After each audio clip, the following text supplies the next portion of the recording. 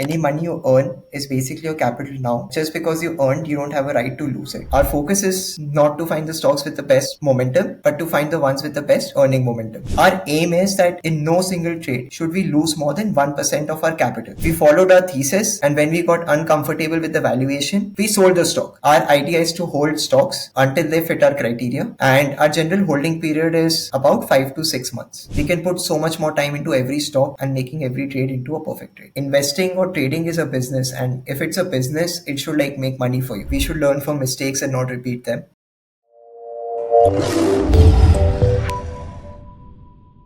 Hey everyone, welcome back to the TraderLion podcast. I'm your host, Richard Moglen.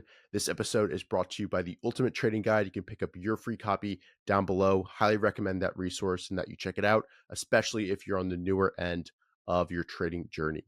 With us is a fantastic guest. We have a U.S. investing champion, Tanmay Khandelwal of the Money Manager division. That's the $1 million plus division of 2023. Super excited to dive into his process, talk through his trades, learn about his background as well, and just get to know him a little bit better. So Tanmay, first of all, thank you so much for taking the time to join us here today. You've also created an amazing presentation to run through your strategy, your process, as well as winning and losing trades. I think that's really important, as well as your kind of core principles that you use to run your account. So thank you so much for joining us, and looking forward to it. So thank you, Richard, for having me on your show. I would like you and your audience to excuse me because I'm still 24-year-old and I just started learning. So this is also the first interview that I've given. So I would seek my apologies in advance if I don't put up such a good show or if I say something that I should not say. Okay? I would like to start by admitting that it's been a very humbling past year for me, winning the US Investing Championship. A lot of people that I really idealized, like Mark Minervini, David Ryan, Paul Tudor Jones, Louis Bacon, have been previous winners. And having my name up there among them, it has been among the most proudest things in my life. Second, I would like to thank my family, especially my parents, my mom, my dad, my grandmother, my brother, my fiance, for putting all their faith and trust in me and supporting me through my trading journey, not only through the US Investing Championship, but over the past 3 years.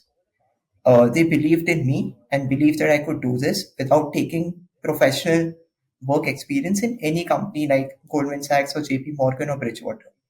I feel so glad that this competition really defines their trust and their belief in me and shows me that they really back me for the career path I choose, as well as gives me confidence that I can deliver on their dreams. And just the last thing that I want to say is that IBD and TraderLion have been a constant source of learning for legends and smartest investors for me, which have included Mark Minervini, David Ryan, Stan Weinstein, you, among others. So all I want to say is that I feel very excited to be here and slightly nervous too. But whatever I just want to share today is my personal experience. I'm not giving any advice to anyone, but I hope that whatever I share today could be useful to some other young traders and other people who want to start out in the stock market from here on. Yeah, I think that's great, and I'm really looking forward to this one, especially this year. And yeah, I mean, from our chats earlier, it's clear how much work you've put in, and I think that will really show today. So excited to dive in. I always like to start at people's backgrounds, and I know you prepared a presentation, so feel free to start sharing that. But I'd love to hear kind of how you first got interested in trading, investing, and just hear about your journey thus far. I know you work closely with your brother as well, so I'd love to hear how that kind of started. So basically, I was born and brought up in a city that's called Indore. It's located in central India. It's a tier 2 city, not as well known as most of the metro cities like Bombay or Delhi or Chennai or Bangalore. So I did my high school from here, and I was lucky enough to get admitted to Columbia University. That was a sea of change for me because generally very few Indians, only about 9 to 10 a year, actually go to Columbia, and almost all of them are from metro cities. But being the first one from my city to go to that school, I think really exposed me. And being in New York gave me a very different experience. I studied industrial engineering and operations research, completed my undergrad, and graduated in 2022. So Since I was from a family that's been in business for more than 3 generations, I've been learning about business since a very young age. So after school, like most of my time, I would spend at office studying, as well as being a silent listener to what my parents were discussing, or like just trying to understand how different things work. So I think that really like made me curious about entrepreneurship, and that made me curious about like how businesses work and how I can start a business for myself as soon as possible. So since I was young, my parents also took the initiative to take me to various companies that they work with in the industrial automation space, which helped me understand how like different companies function, what is the different products that different Hmm. companies make. And these visits were not only with my dad in a sheltered way, but also with a lot of like employees that we had.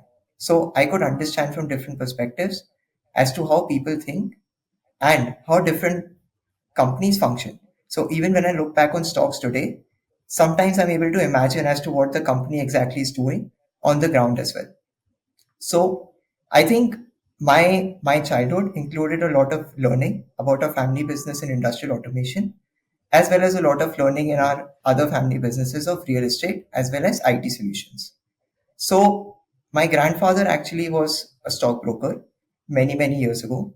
My dad, for the initial couple of years of his career, was a stockbroker as well. But due to many different business activities that they were undertaking, they had to close it down. But my dad has been an investor for many years, and just investing the savings to make sure that we get a good return on them. But my interest with stock market really began during COVID-19. So in like March 2020, COVID struck and almost everything closed down. So so college also closed down and Columbia told us to go home. So I took a gap year from college after my junior year. So I was class of 2021, but I was shifted to the class of 2022. So at the same time, my younger brother, who's shown here, Aryan, also took a gap year after high school. So my younger brother has been a professional squash player. He's represented India in various international tournaments in squash in juniors, as well as been a national champion of the national sports game for many years. He was selected to represent Dartmouth as an athlete and as a student. So since both of us were sitting at home and we didn't really have too much to do, most of the business was at a standstill, and we didn't like, but being in a college like Columbia where you're forced to work like all the time, we always think that, oh, what can I do, what can I do, what can I do, what can I do. And that made me really like interested in the only thing I could do at that time, which is like invest in stocks. And I think at that time, since everyone was at home, the market has just crashed. Like I think stocks was something that a lot of people were discussing at that point of time, and a lot of people also started trading at that point of time. So me and my brother started learning from our dad. We are all voracious readers, so we started like reading a lot of books. We started seeing a lot of podcasts. We started talking to a lot of like my dad's friends who were investors or ran different businesses to understand more. So I think that at that time we started a blog in 2020, which was known as 2xcapital.com. So what we used to do was that every week me and my brother would each read a book. So one of us would read a book that was related to the stock markets and business and investing, and one of us would read a non-investing related book. So maybe the life story of a famous businessman, or just a book on like psychology, or something like that. Of that was of interest, and we would make a summary out of it and discuss it like within ourselves and with our parents, and we would upload it on our blog 2x Capital. We would also try every 10 or 15 days to talk to like a famous like entrepreneur who was established in an industry and try to understand from them how that particular industry works. And if they gave us permission to also upload that interview on the internet as well. So I think that this really gave us a I think that this really gave us an overview that about what business is all about. And we started like learning about the fundamental aspects of stocks, the technical aspects, uh, how to manage risk, how do different investors think, what's a momentum investor, what's a value investor. So I think we really like learn from the ground up. Okay. So I think this is where we started getting interesting, and from there on, the interest just compounded, and it's something that we think about all the time now. Yeah, awesome. And walk me through this timeline now because I'd love to hear and we've talked to you before about how you guys performed in 2020 and then also leading up to how you eventually decided, hey, let's go ahead and enter the USIC, which I know you learned about through your studies. So yeah, what kind of happened from 2020 to up until you guys decide to enter in 2023? Okay, so basically the timeline is very simple. We started this in April 2020, right after our college closed down in March 2020, and my brother's high school also got completed. Since I still had a year of college left, I went back to college in August 2021. I graduated in June 2022 as a part of the class of 22. Uh, After graduating in June, I came back to India full time. I started working full time uh, in the business, trying to really improve, and we had some really nice results during 2022. After which I entered the US investing competition. Okay, and there on the story goes. So what I really want to emphasize on is also how did I really start, what was the strategy that we did, and some of the mistakes and learnings that we had which helped us like craft a strategy forward. So basically when we started trading, we didn't understand a lot of things that we understood today. What we saw was that there's a 200 DMA on the chart, there's a 20 DMA, and there's a 50 DMA. DMA stands for the daily moving average, which is an average of the previous number of days the price of the stock is had. And we saw that whenever the 20 days moving average and the 50 days moving average crosses over above the 200-day moving average, which basically indicates that the stock is in a bull trend, we would buy the stock, and as soon as it moved up a bit, we would sell it. Our stop loss would be just 2% below our buy price. And so, because the moves were very small, generally, we used to deal in a lot of futures. But since in 2020, the market was roaring, anything you bought just shot up.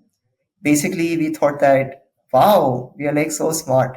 It's like we started this business like 3 4 months ago, and now we are just like compounding our money on a daily basis. And because we were doing futures and we were highly leveraged like 3 or 4 times or more, it's like the compounding effect really comes on like really strong on you. And that just made us feel like at the top of the world. But till the end of 2020, all of this worked really well. And at that time, I think our ego and I would say our confidence maybe peaked. So what we did was we thought that we have the magical touch, and whatever we buy or choose, we'll basically, it'll just go up. Okay, because I have the golden touch. Hmm. But and we stopped putting stop losses.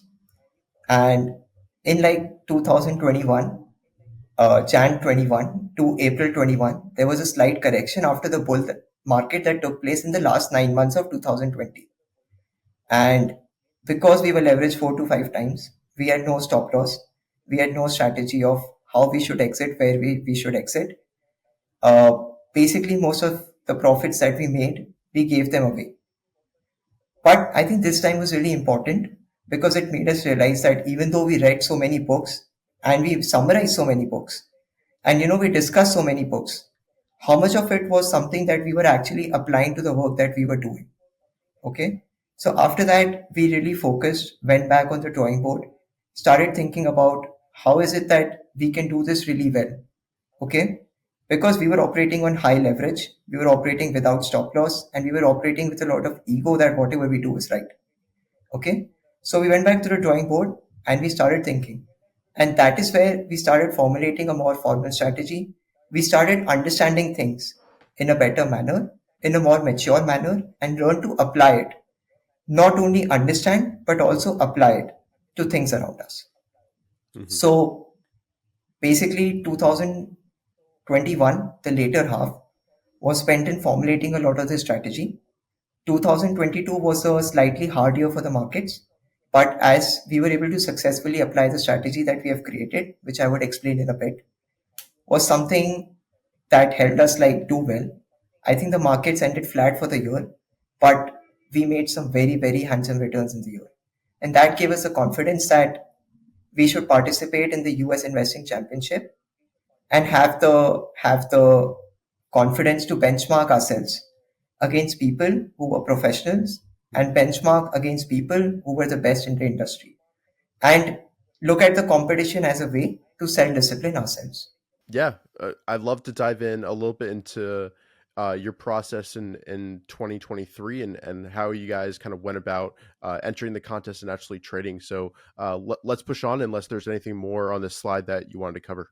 So, one more thing that I just want to point out is the three learnings that we had and which really form the basis of our thought process and our risk management. One is that risk management is important. Any money you earn is basically your capital now. And just because you earned, you don't have a right to lose it because it's part of your capital now. As long as you retain your profit, only then can you compound.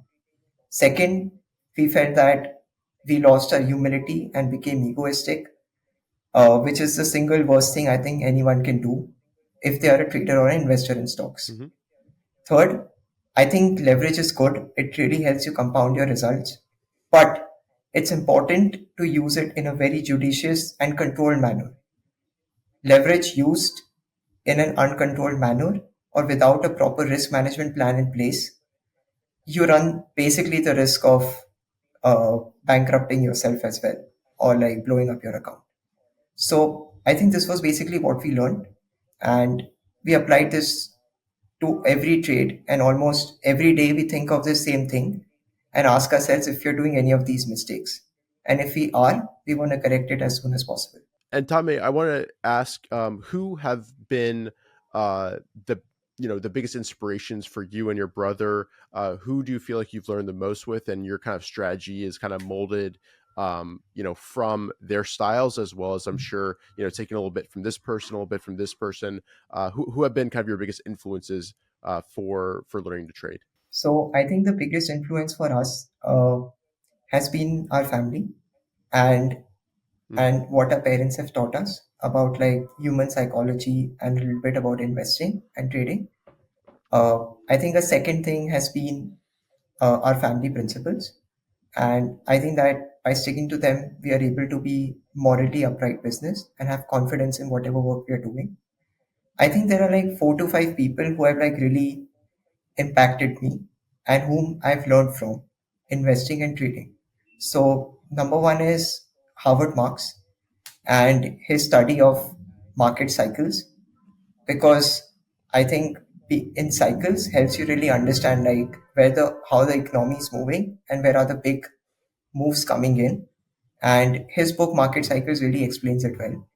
Second, I think is a and Mark Minervini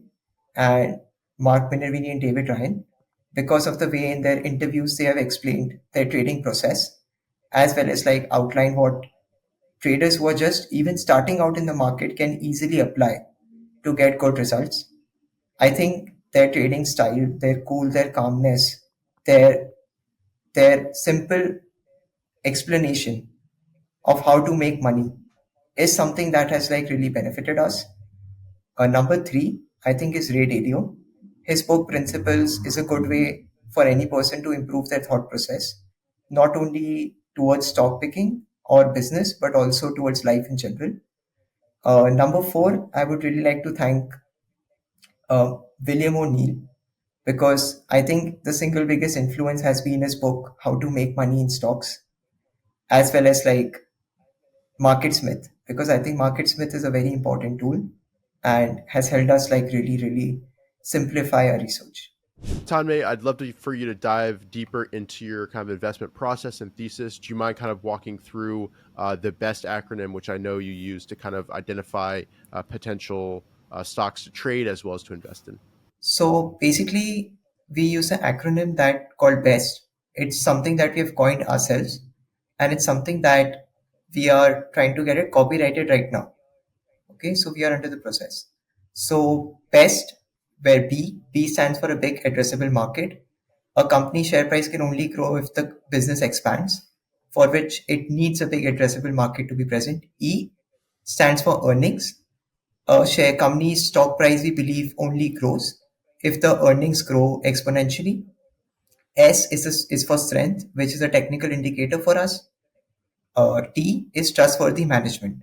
So this is a modified version of Cancelim that we have where we have applied a lot of learnings that we have understood from fundamental analysis, as well as what we have learned in technical from different traders, and try to put it together in the simplest way possible, which is the easiest for us to follow.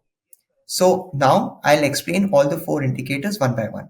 So in this first, B, E, and T are fundamental indicators, while S is a technical indicator. So B, which stands for a big addressable market, there are basically two types of companies we look for. Number one, which is a small player in an otherwise really large segment and therefore has a lot of potential to grow. Second is a company that is a big dominant player in a niche segment.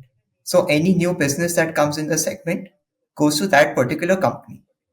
Okay. So every incremental revenue, operating leverage, pricing power lies with the company that we are talking about. E stands for earnings. So we believe that a stock price of a company really re-rates when the earning growth or the revenue and the profit growth of the company exponentially increases at a faster pace. So there are like certain factors and indicators that we look for to to understand if the earning of this company would grow for the next 3 to 4 quarters. So one of those things is increased capacity. If a company increases capacity, they can produce more, sell more, operating leverage. New products, that means that they can easily sell new products to existing customers and increase their sales. A change of management, which can be a catalyst. So if the quality of a management is not good and a new management is better, the company can get a new valuation multiple, as well as the business can perform better.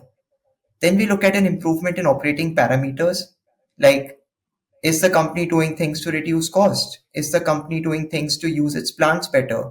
Is the company doing something to really increase its sales network? Let's say a company was only selling in 2 states, and now if it's expanded to 6 states, the sales would grow exponentially as well. And then the other thing we looked at is an improved macro and industry environment, just as an overview to see if there are certain like commodity cost pressures, etc., which have improved for the company. But the basic idea of everything that we look for is to make sure that the company that we choose is going to increase its revenue or in a faster pace than its historical pace over the next 3 to 4 quarters, and it's going to increase its profit margins in an exponentially increasing way over the next 3 to 4 quarters. And thereby, that for us defines the earning potential or the earning strength of a company. Uh, I think I'll cover the third fundamental parameter first, trustworthy management. I think this is one of the concerns that many investors in India have, because disclosures here from companies are generally lower, and in many cases, the management own up to 75% of the shareholding of the company, in which case they believe that the company is their own family property and not of shareholders. So we only look for companies where the management has shown that they have delivered what they have talked about in the past, and there is enough public domain information available in the form of investor presentation, in the form of con calls that are given by the management, in form of interviews that are given by the management to media, where they highlight as to what they want to do and how they see the future of the company to be. So this helps us like reasonably understand as to what is a company that has the potential to grow over the next 3 to 4 quarters, a company that has a track record in the past and would perform better than it was doing before. Once we have all of these, we look at our own parameter strength, which in simple terms in is a score of high relative strength to the general market, characterized not only by the stock but the sector in general. We also have created our own slightly proprietary analysis software that we use to just understand like various technical parameters about a company that we are looking to buy. So our idea is that we want to buy a company that is doing well and which will do better as characterized by B, E, and T. But we want to make sure that we have a reasonably shorter holding time. so that we are able to increase the returns on our capital by buying the company at the right time, as characterized by S, and make sure that we book profits at the correct time. So we are able to churn our capital better and get a higher rate of return on our capital. Now, basically, I think there is a slight difference between what we do and what a lot of other people who are more technically focused traders do. What we want, our strategy is 80% fundamentally focused, and about 15 to 20% is what we characterize as a technical focus in the strategy. So our future aim, which is me and my brother, our aim is to create an India focused hedge fund where we leverage on our understanding of business in India, we leverage on the pedigree of the education we have, and the track record that we are now trying to create through the US investing championship. So we believe that because India is a more thinly traded market where the volumes in stocks and the values that are traded are lower than in other markets, uh, and secondly, the fact that if you the larger quantum of investment that you have, the longer needs to be a time frame or horizon of holding. If let's say I have like, just as an example, if I have one tenth the amount that I had, I could churn more regularly, use more breakouts, and keep getting in and out of stocks as soon as I wanted. But to the strategy that I have to hold longer because some of the stocks that we buy are thinly traded, and to sell our the position that we hold might take us more than a day. So sometimes we have to sell over a period of 2 to 3 days. So same way, we feel that when we have a fund and where the AUM could be, for example, let's say in hundreds of millions of dollars one day, hopefully, we would have to hold positions for a longer period of time and make sure that we focus on the fundamental aspects of the positions so that we get confidence to hold them over a longer period of time. So this is where our strategy has evolved from. So I still churned a bit, did a few entries and exits through the year using our S indicator to improve our returns. But my brother, who's participating this year in the competition on behalf of our company, is looking at a strategy that constitutes even less churn than the one I did, and tries to achieve the highest returns in the minimal number of trades through the year. So I think what we're trading on is a daily or a weekly basis, and our idea is to hold stocks until they fit our criteria, and our general holding period is about 5 to 6 months. Yeah, that's helpful, I think. So you're much more on the position trading, active investor end of things than, swing trading, that type of thing. So our focus is not to find the stocks with the best momentum, but to find the ones with the best earning momentum. So I thought Hmm. I would also just share the mission and vision of a company because that could help better explain why we chose this strategy. So we want to have the best risk reward ratios. So we think the performance is not important, but the quality of the performance we have is also important. Any reward that comes with a lot of risk may not be worth the reward. So we want to apply our thesis properly so that we are able to have leading risk reward ratios. Second is our vision. We believe India is the fastest growing market in the world. It's going to be the fastest growing country for the next 30 years. There are a lot of people who might want to allocate in the future to India. And our aim is to develop one of the leading long only focused equity funds that give people an opportunity to participate in the growth story of India. Yeah, excellent. Yeah, I mean, you can look at the ETF, and you can see the growth potential that India has. Um, what do you think are the kind of driving factors that will lead to the long-term growth of the Indian market relative to other markets around the world? So I think one of the most important factors is the fact that a lot of the world is already developed, and India is one of the last like frontier markets where a lot of development is going to take place. So when I look at like a lot of the companies that I own, they do like really simple businesses. But the fact is that today, let's say 5% of Indians own a car. In the future, maybe 50% of Indians will own a car, similar to how it may be in US. So I feel that the current standard of living for a lot of Indians is is not that high.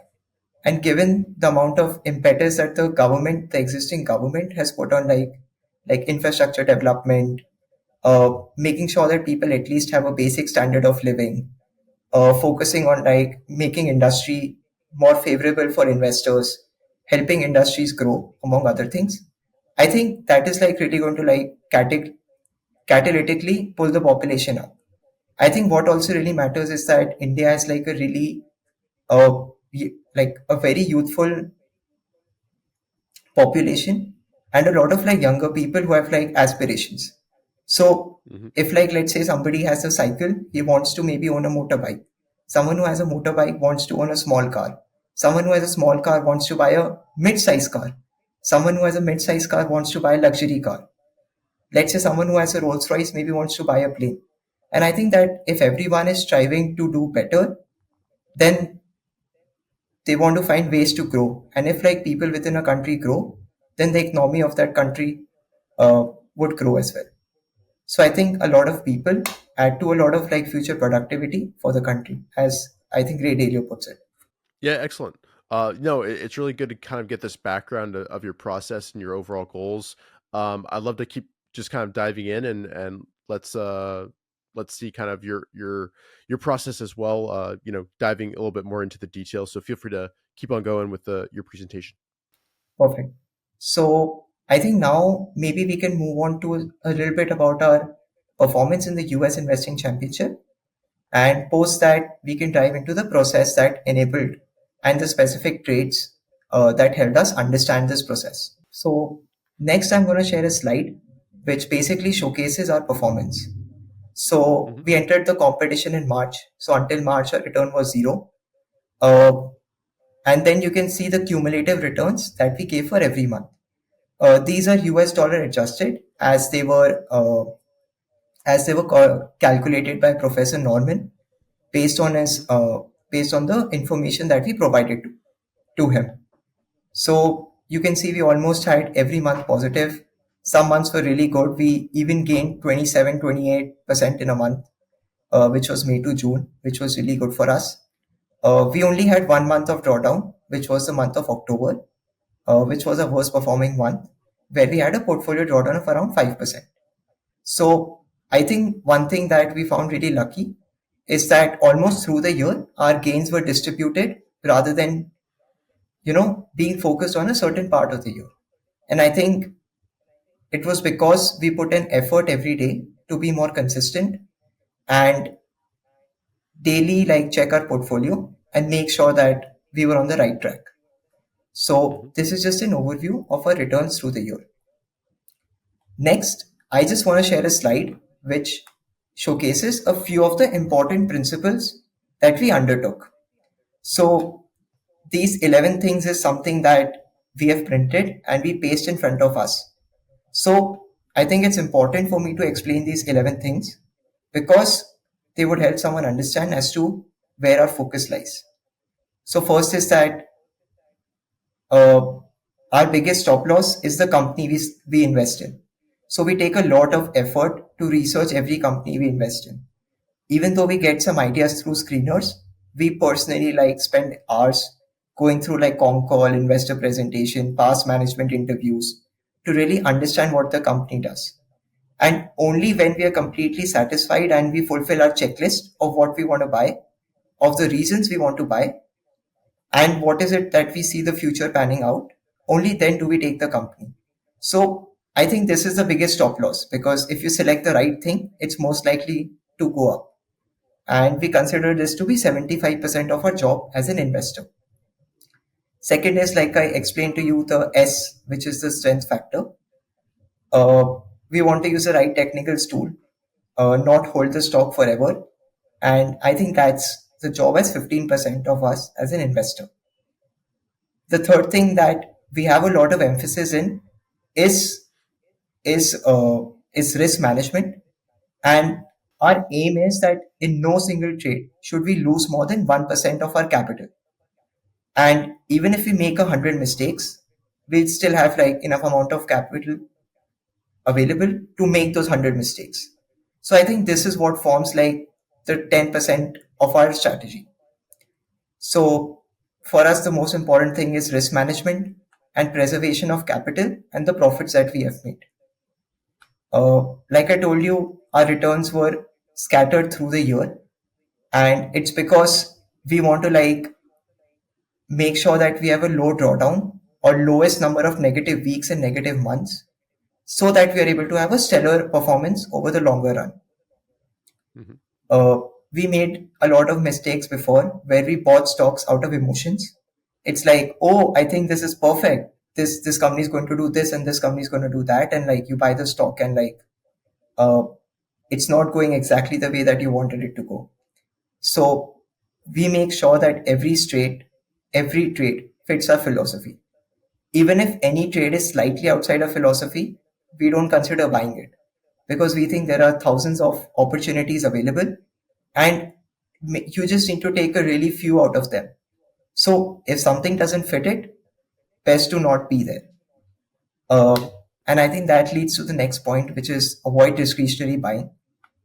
But at the same time, if we feel that a stock is maybe overrun or if it's overvalued or there is a change in the technical patterns of the stock based on certain indicators, I think it's okay to sell on a discretionary level and book your profits. Because as long as you nail down good profits when you have them, you'll keep compounding your capital over the long run. So I think we also have a slightly longer horizon because we are more easily able to predict what would happen in the next 2 or 3 or 4 quarters, maybe, and therefore take our investment decisions accordingly. Uh, Mhm. we have diversified adequately. No stock is more than 7% of our portfolio. No sector is more than 30% of our portfolio. So we make sure that at any point of time, we are diversified and we have a risk in control. Uh, I think the last point that we have is something which is the most important thing that I think Paul Tudor Jones taught us, and which is that never trade below 200 SMA. And I think he said a specific term that only like pigs trade below 200 SMA or something like that. And I feel that if a stock, I feel that the performance of a company shows in its stock price. If the price of a company is not reacting or if it's going negative, then the performance that is coming up would most likely be negative. Therefore, one of the most important principles we hold is to not trade below 200-day moving average. So I think this made you understand a little bit about like our returns and how they were generated through the year and some of the principles that we hold dear. Now, what I've done is that I've collated a lot of portfolio statistics so that Mhm. people can understand like how our portfolio was constructed, uh, what our different risk metrics were, what is the gains that we had, what is the losses that we had, what were our biggest gainers, what were our biggest losers. Because I think a lot of numbers really speak for themselves rather than me speaking for the numbers. And I think uh, this really like gives an overview in the next few slides about what we did in a very like numerical and statistical format. So one of the things that our company really focuses on is to make sure that we collect as much data as possible about every trade we do and about a portfolio on a holistic level so that we are able to go back every time and understand what mistakes we did and work hard to rectify them. So this is a slide which gives an overview of our returns. So the investment period for the competition was for the year, which is 1st January to 31st December. During this time, we introduced an amount of 142 million Indian rupees, which is somewhat equivalent to 1.6 million US dollars.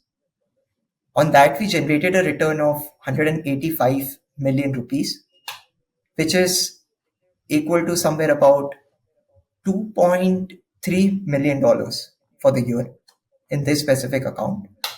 Our returns for the year were 130.4% on an IRR Indian rupee basis. When they were adjusted for US dollar due to the Indian rupee depreciation, our returns came out at 129% for the year. We benchmark ourselves against the Nifty 500, which is the leading index in India. and where 90% of our stocks come from. Almost, I would say 90 to 95% of our portfolio comes from. During that same period of time, the index gave a return of 25.8%. Another index that I think a lot of fund managers in US use to benchmark emerging markets portfolio against is the MSCI Emerging Markets Index. For the year 1st January to 31st December, this grew 10.27%. So I think this slide makes it very evident as to the outperformance that our portfolio was able to generate versus the Indian as well as the global index over the year. Mm-hmm.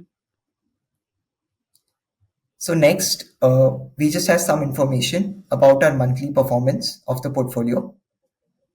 We look at a portfolio over a monthly level because we feel daily is too small a time frame to look at your portfolio, and even a week might be distorted by the movement of 1 or 2 days. So that is why we look on a portfolio on a monthly level. So, like I told you, we only had one down month, which was October, where we had a drawdown of 5.25% of the portfolio, and around 10% of our profit got diluted. So we got a positive return 11 out of 12 months for the year because because we just had one negative month, which was October. Mm-hmm. We outperformed the benchmark in every month that we got a positive return, and we underperformed the benchmark, which is our Nifty 500, the Indian index, in only 1 month, which was October, for which our portfolio went down 5.25% versus 2.39% for the index. Based on this, our batting average worked out to 11 upon 12, which is a 91.7% batting average. So Excellent. I think that you can see that our outperformance over the index was significant, but it was also scattered through the year as defined by our batting average being at 91.7%. So the next thing I want to share is just some portfolio statistics to help people understand the kind of risk we took. As of 31st December 2023, our portfolio alpha was 26.8%. Our Sharpe ratio was 2.63%. I think a Sharpe ratio of 2.63 puts you among the top percentile of funds. Generally, I think this also defines that for every risk we took, there was a bigger alpha that we had to create. Our beta is also 0.9. So despite the significant portfolio gain we had, our beta was very, very, very minuscule, meaning we had lower volatility, lower drawdowns, and our portfolio grew on a more consistent basis versus the index. Uh, I think another most important thing that I would like to highlight in this slide is that no single stock, like I reiterated before, was more than 7% of our portfolio, and no sector was more than 30% of our portfolio at the time of investment in that stock. So the returns that we have generated is not because I bought two stocks and they went up like crazy and like my return just came, but it's because what we are doing is a methodical process of stock selection, and Mm-hmm. a lot of stocks that we chose performed really, really, really well through the year to get us to that return that we have got.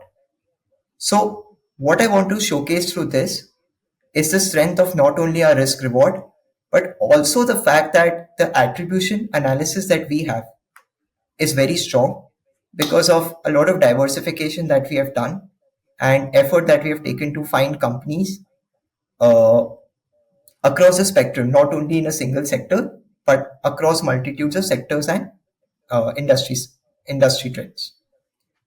So I think over the year, we booked trades in 53 trades. We booked. As on 31st December, 28 stocks were still in our portfolio. Our allocation at max is 7%, but many times stocks also have a lower allocation in our portfolio because we don't buy it once. We build on positions over time based on the performance of the stock. There were three stocks that were still in our portfolio and which were partially booked. So a part of them was sold, and the profit was booked, and a part of them was still carried on. So, what is our aim? Our aim was to show through these slides that uh, we have tried to achieve substantial outperformance with below market volatility, uh, and making sure that, and this is by making sure that we took some of the opportunities in the market which were really alpha positive, as in those companies really outperformed, and therefore this gave us a very significant risk to reward ratio for the year.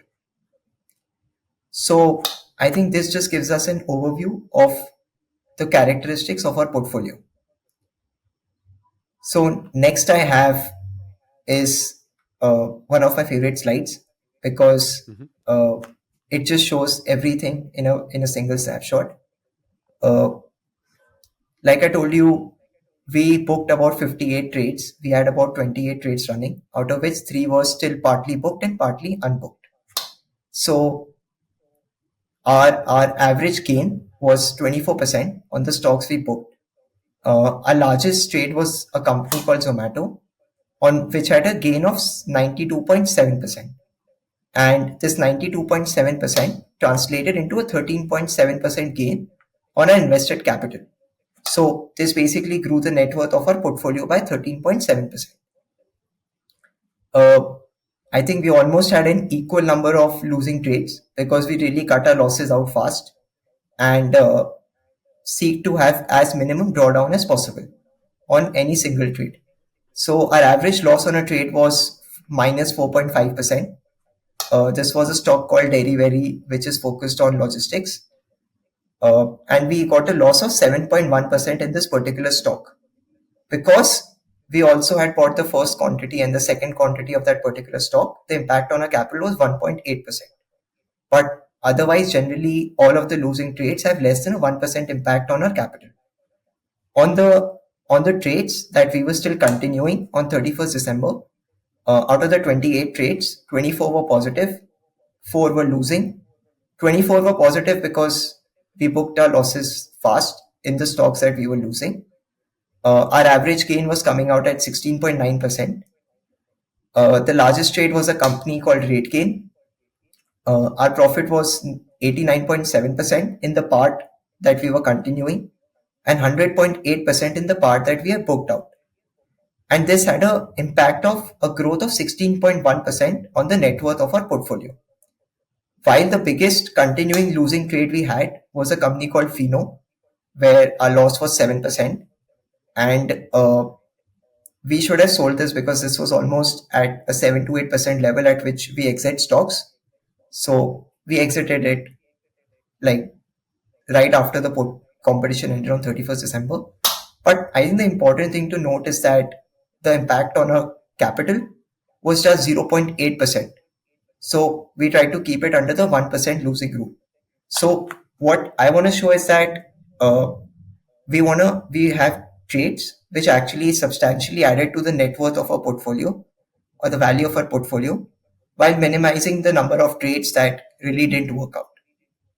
Hmm. So I'm just going to show the chart of these four stocks, but at the same time, I would be discussing them in detail at a later point of time in the interview, along with a few other stocks Excellent. that I've picked for selection. So this is just rate gain. We bought it in multiple tranches because the liquidity of the stock is not very high. It was a new IPO. The company was listed around 1.5 year ago. Uh, and you can see that we bought at multiple levels based on our buying criteria, and we sold based on a discretionary criteria of profit booking. And while it was partly sold, a good amount of the position was still continuing at the end of the year. So this was our largest unbooked trade that was going through. Next is a company called Zomato. You can see as well, we bought this a couple of times over. Even though this was a profitable trade, a mistake that we did was that we bought this below the 200-day moving average, uh, violating one of our principles. But I think which was wrong. We could have waited until it came up a few percentage points above and then we could buy it. But I still want to highlight that we still bought this in a stepwise fashion, the way we do it. And we sold it because we felt the results were out on that particular day. So you can see the E written, which was the earnings. And we felt that the earnings were already priced in.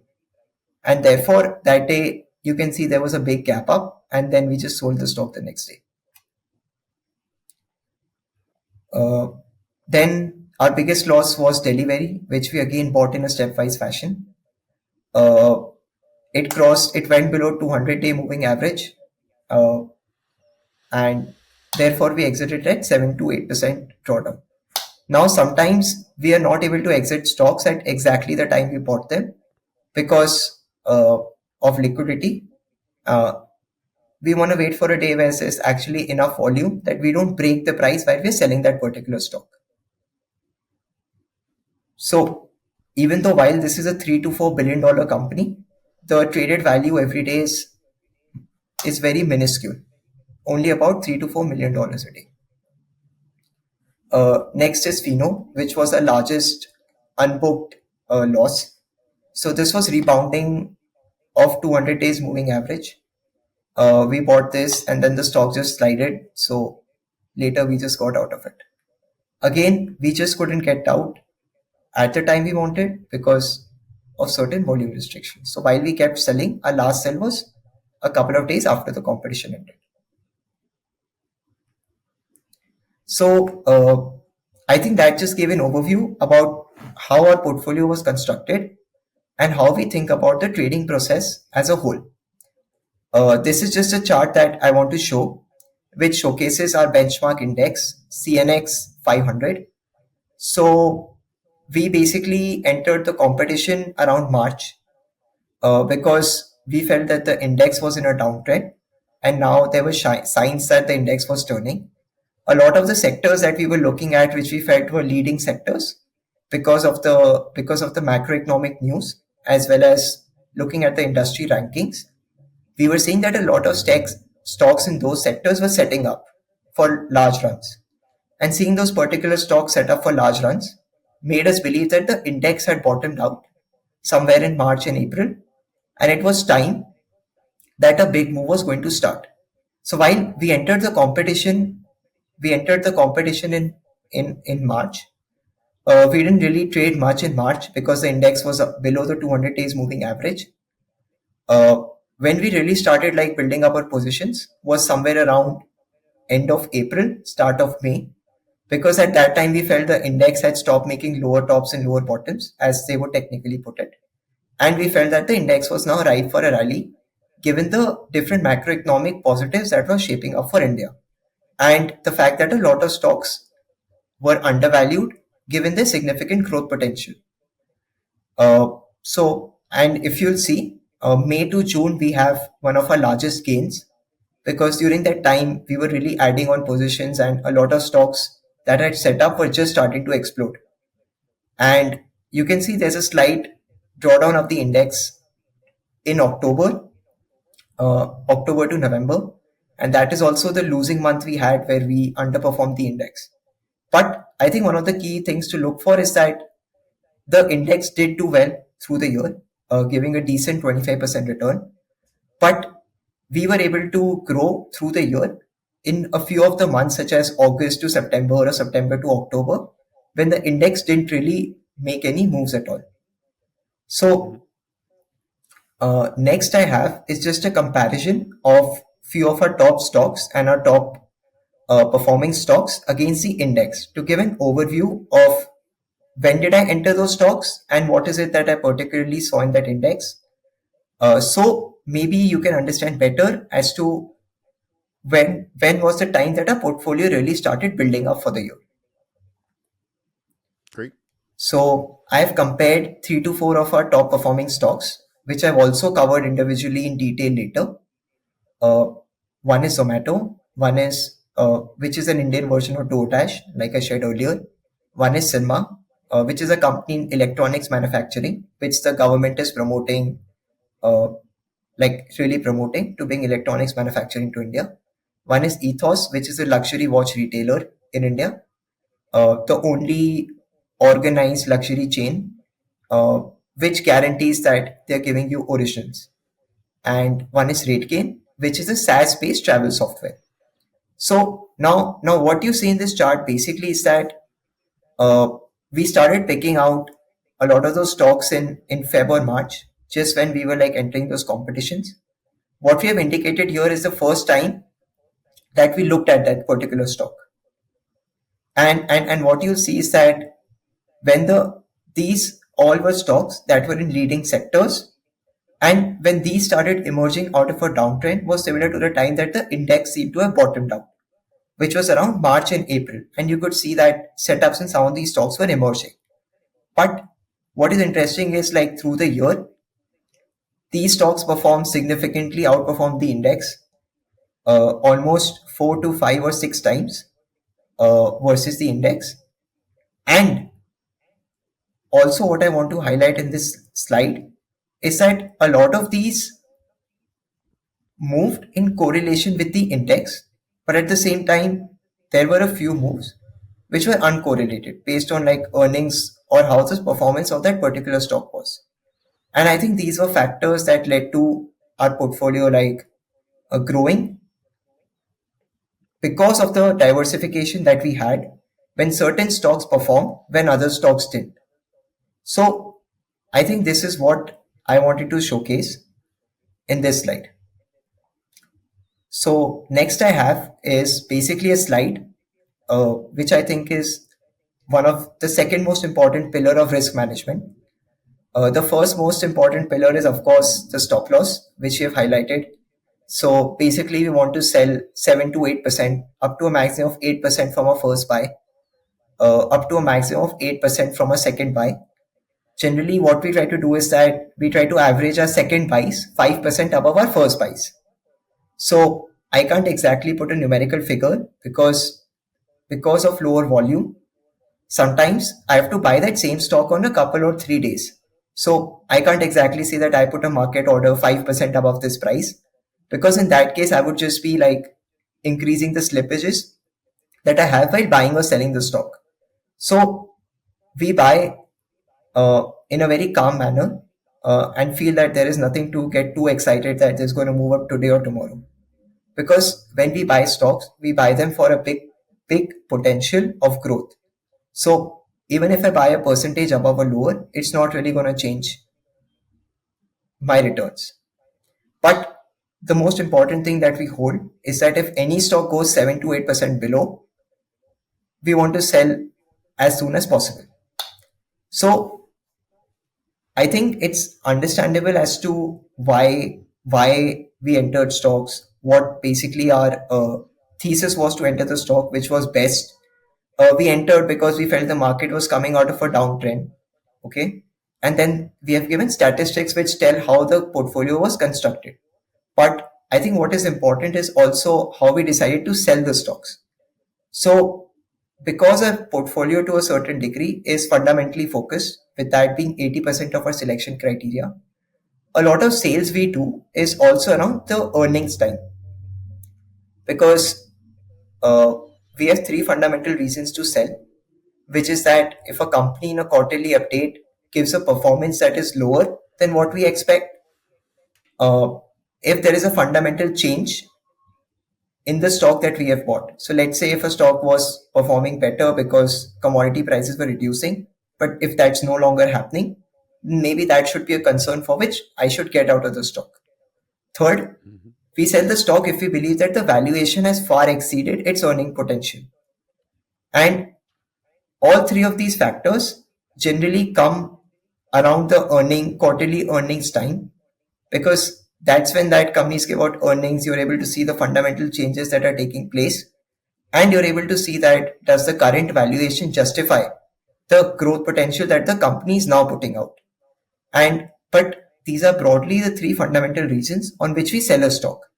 Now I can't like quantify this because I think this is like very subjective and can change based on person's perspective, because in the market there's always a buyer and there's always a seller. So if a stock might be expensive for me, it might be cheap for someone else. And therefore, it's hard for me to quantify these particular perspectives.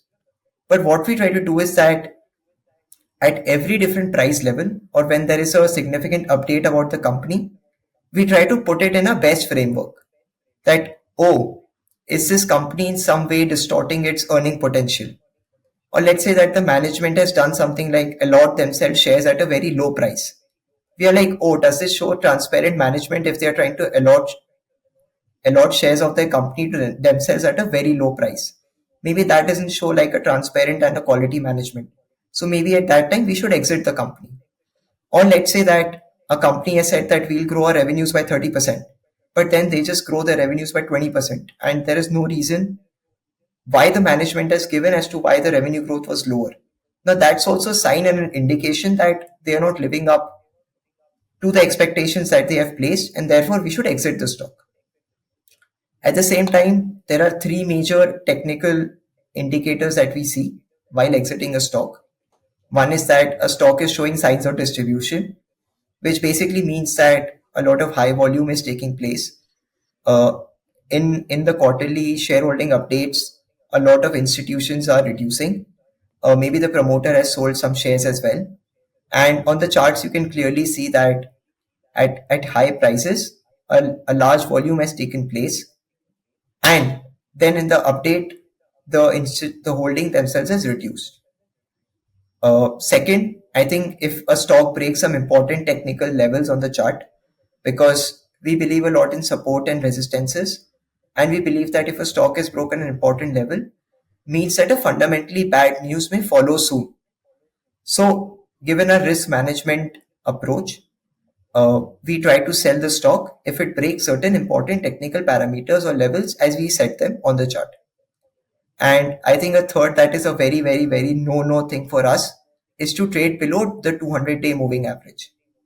So if any stock goes below the 200-day moving average, uh, we don't think about how this company could do or how could it perform. The idea is that it's not performing how we expected it to perform, and it's time we get out of it. So I think this just gives an overview of how we place our exits and what is it that we're looking for. Of course, a lot of this is very discretionary, uh, but I think as long as you're nailing in profits, it's okay to be discretionary, because at the end of the day, you're just increasing your compound and the value of your account. And can I jump in with a question? Um, this is a little bit more related to buying, and you might address this later, but for your both your first buy and second buy, what kind of position size do you look to accumulate during those, and how do you come up with that position size that you would like? So generally, what we want to do is that we want to reduce we want to reduce the drawdown that we have. So for doing that, what we try to do is that we want to buy 50% of a stock on average in the first buy, Hmm. and about 50% on the second buy. So Gotcha.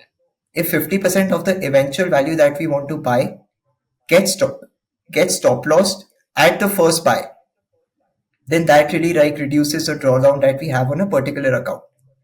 And if let's say the 50% of the second buy comes and then we get stop loss on the second buy, there is some profit that's built in from the first buy.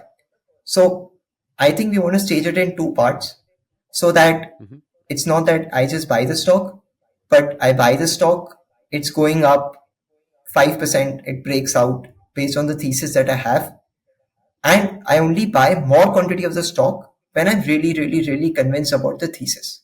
Yeah, no, that's helpful. So once it's up, once you make the second buy, that's the overall stop loss for the entire position. Is that right? Am I understanding that correctly? Okay, so we place the stop losses at the time of the buy. Hmm. After we take the second buy, uh, we place a stop loss 8% from the second buy. So, Yep. just as an example, if I bought a stock at an average of $100, my stop loss would be somewhere around the $92, $93 range, trying to sell around that level.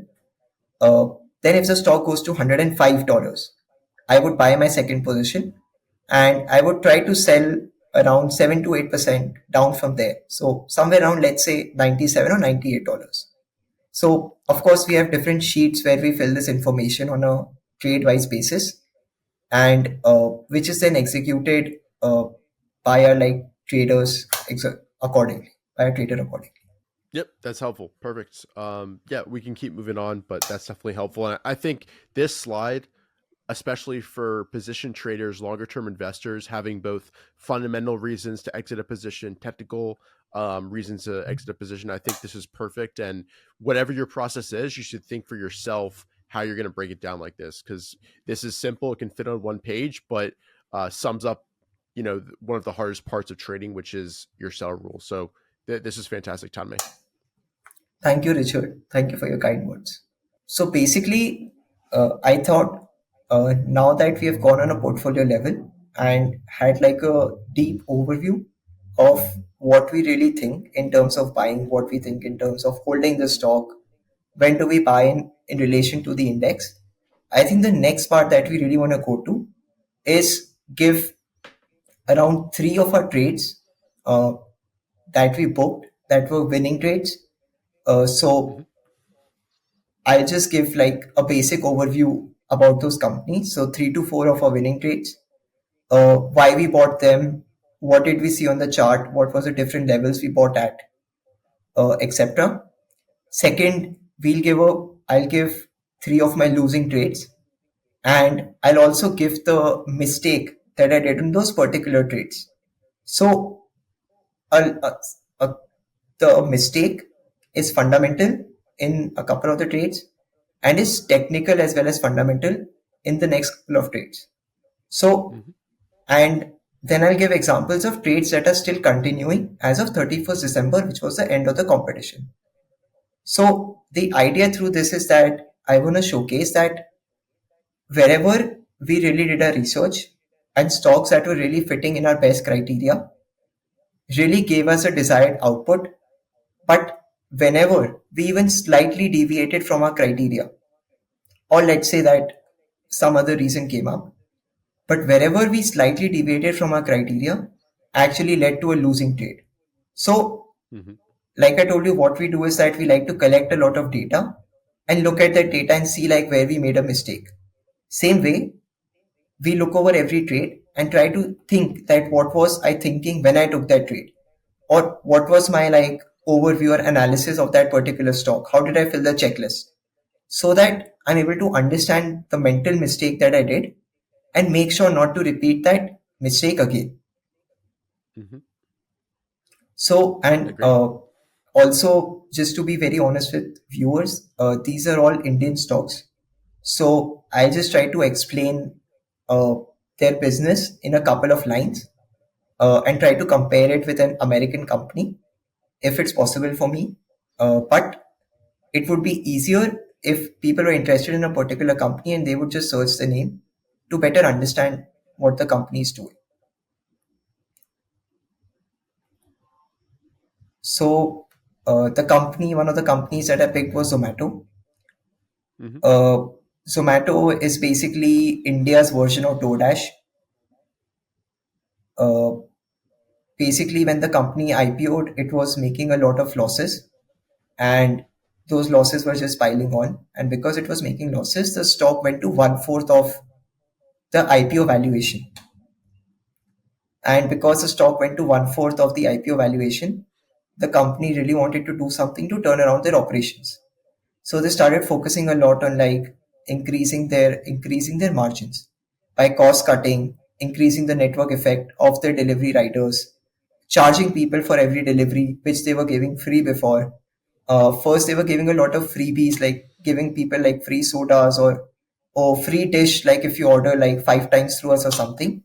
And they stopped all of this, and their focus really became on like increasing their revenues. Uh, so this is just a trade we bought. Like I told before, this is one of the trades where we bought at not the right time. But I think our analysis on the stock was strong, and therefore, even though we did not buy at the exact time we should have, the stock still did well. And post an earnings, which we felt now was priced in, we exited the stock. And then you can see higher volume also taking place on the chart, and the price also coming down, showcasing that distribution started taking place in the company, uh, and funds that own the stock. Then one of the funds that own the stock, which is Ant Financial from China, also came and said that they want to dilute a large part of their equity in the near term, and that meant that more individual traders would now come and buy the stock. By then, it had also significantly re-rated from a bottom of 50 rupees to somewhere around 120 rupees. Mm-hmm. Uh, this is just a market smith overview of the stock. Now, how does this fit in our best philosophy? B, because it's a big market. Food delivery in India is, of course, this is almost the only company in food delivery now in India, and people love the convenience of ordering it from home versus going to a restaurant and taking all that time and effort. You can clearly see that the revenues of the company were going like crazy: 75%, 87%, 62%, 75%, expanding really fast. There was a big focus on margin expansion, getting the company to profitability. So you can see there were negative growth in 2021. In 2022 there were negative earnings, but then this just turned around, and from June 23 onwards the company started giving positive earnings, which was a big trigger for the stock. And you can see that we started buying somewhere around here, and since then the stock has continued to perform well even to today, even after we sold. So one of the things that happens sometimes is that we sell the stock and it still goes up, but for us Mm-hmm. that's okay, because as long as we did something that we feel is right by our own parameters, it's okay. So Mm-hmm. as long as we have all the important decision making information in front of us, we think the decision that we make in that particular moment is okay. So we don't regret if a stock goes up after we buy it. So how did you identify these particular buy points?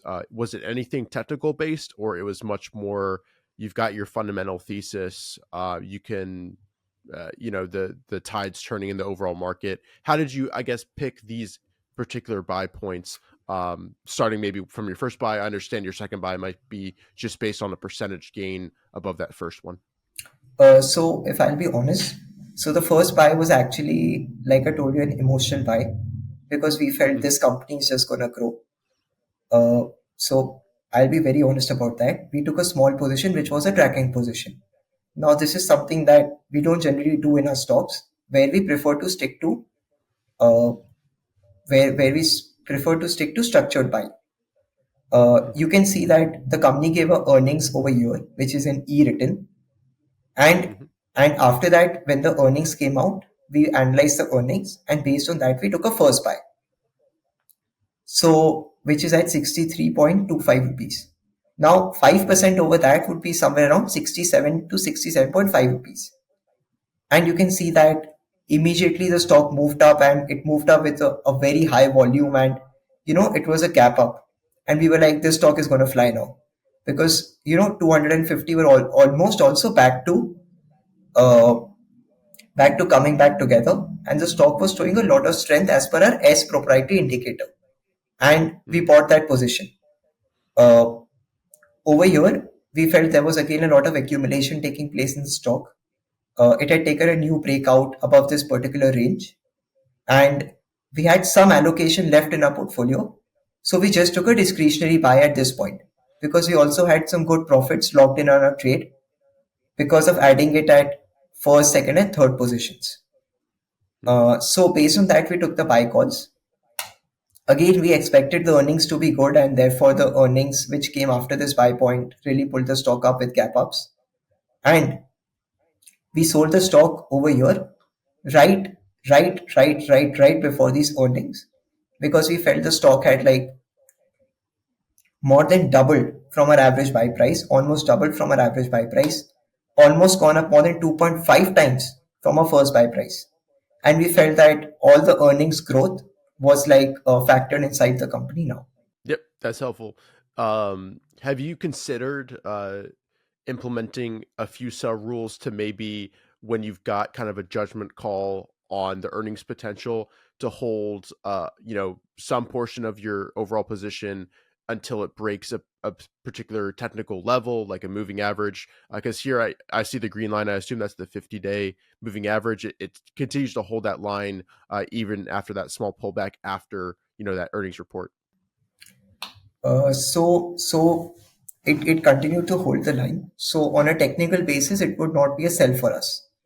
But Mm-hmm. what we generally think is that if a stock really runs up before before the earnings are going to be out, either the earnings have to be a blockbuster earnings, or otherwise the stock will just come like crashing back down and giving up all its gains. And like I told you, what we do is a process. So if we don't take all the gains on one stock, and let's say we are just able to capture 50% of the move, it's okay for me, because I believe that there are so many more opportunities that are available at a more reasonable valuation, or at a more reasonable earning momentum or potential, given the valuation and the sectors, than this particular opportunity. So very honestly, the stock continued its move. We could regret that it still went up even after we sold it, but I think as long as we locked in our gains, and we were able to then sell it and move on to new opportunities. That's a good perspective. You got the portion of the trade that was relevant to you and just moved on to the next opportunity. That's great. Perfect. Yeah, that's all the questions I had about Zomato. So we can push on to the next stock. So this is a stock called Dreamfolks. Now this stock is also a new IPO. This company basically gives access to airport lounges.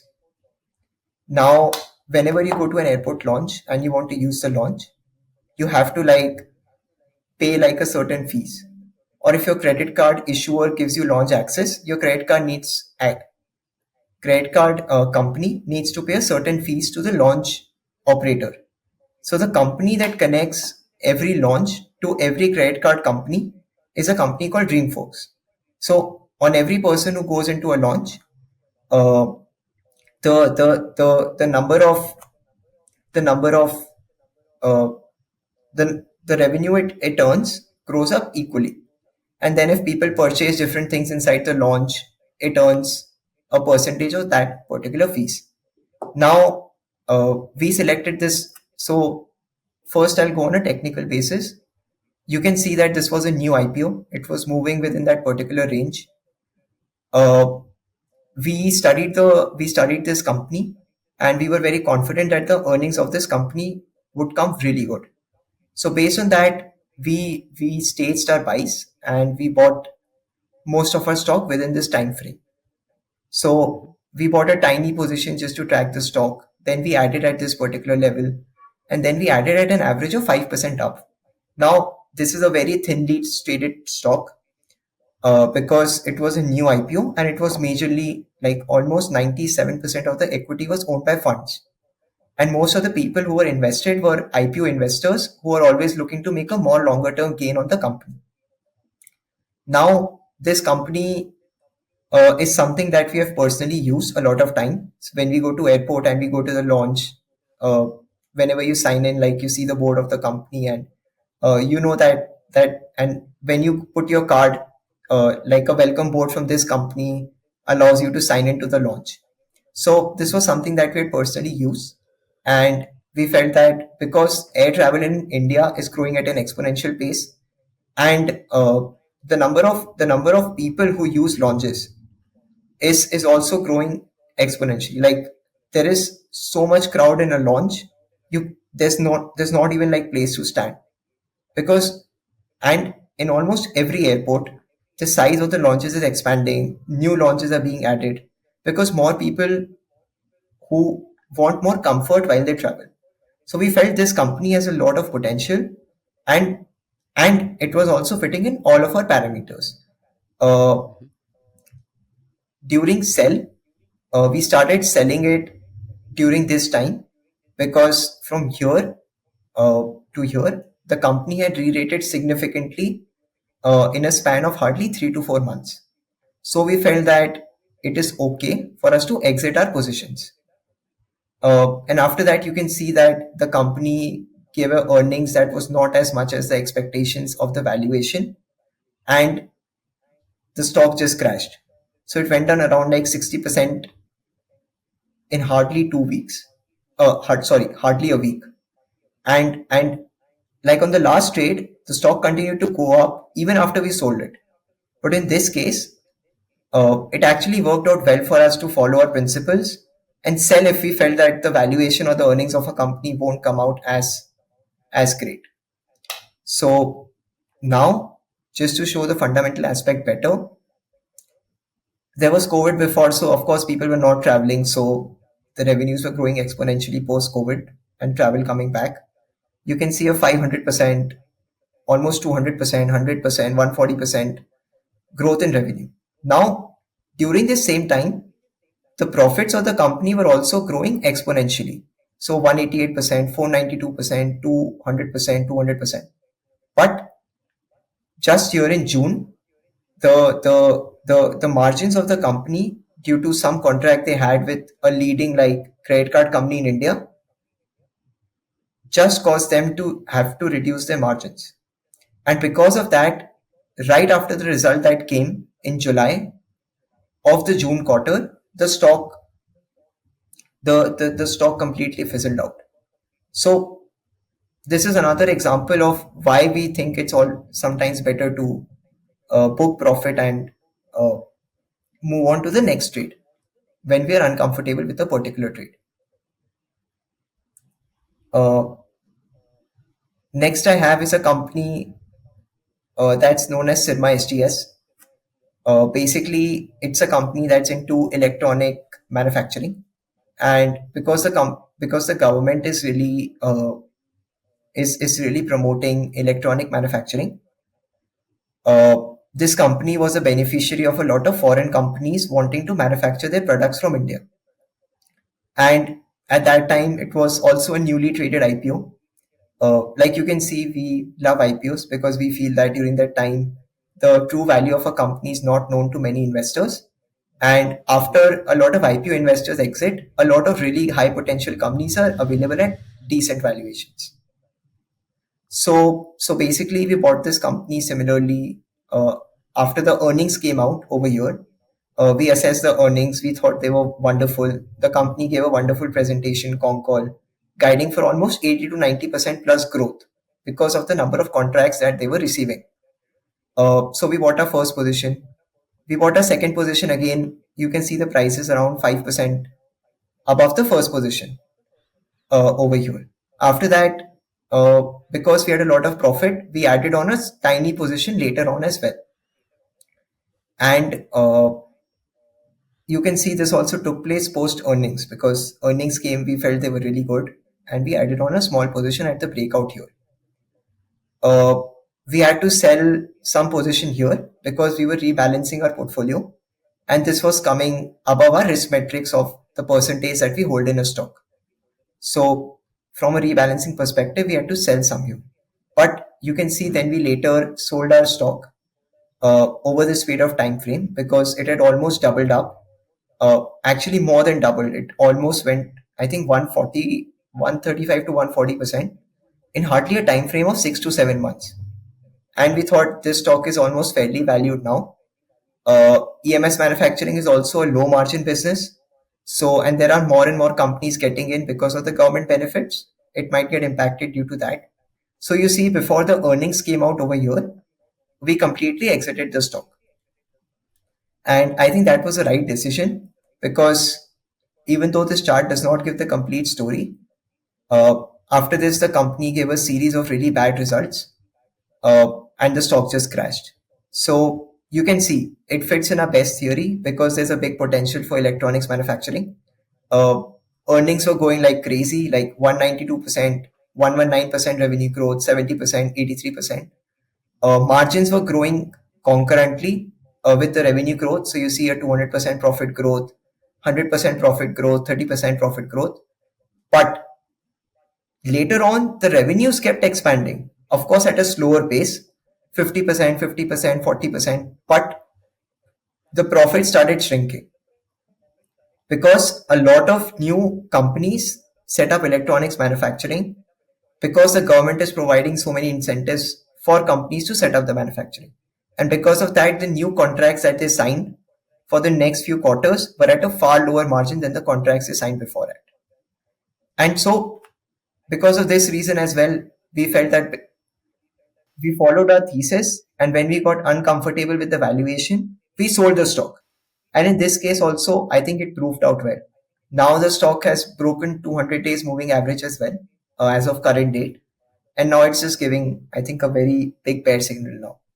What would get you to become interested in a company you've previously sold? What would have to happen to set it up again for your process? So I think that we are okay buying any company that we have sold before, as long as it fulfills our best criteria. Mhm. So yes, I think a company that once has a big market potential would continue to have a big market potential, because that market could be constantly growing. I think the company needs to focus on getting its earnings back to track, focus on accelerating the revenue growth. So if you see a difference is also that revenues growth here was like 200%, 100%, 70%, 80%. And all of a sudden it went down to 50%, 50%, 40% approximately. So if the revenue growth went from a 50% to a 70%, the stock would re-rate positively. But in the same way, if the growth came down from a 70% level to a 50% level, the stock would start derating, because uh, PE is a measure of the future earnings potential. And if the earnings potential reduces, the PE should reduce. And if the PE should reduce, the stock price should come down. Mhm. So I think like this was one of the reasons that we decided that we should sell the stock. But now, of course, if the company starts, let's say, derates to a, a, a decent valuation, derates to a good PE, okay, first. Second, provides good earnings in terms of it accelerates its growth from a 40% to a 70% again, or at least guides to accelerate to a 70% from here. Uh, I think, and if it sets up as well as our S criteria, which is that the strength is maintained on a particular time frame and it satisfies all our technical criteria, then we would definitely look into buying again into the stock.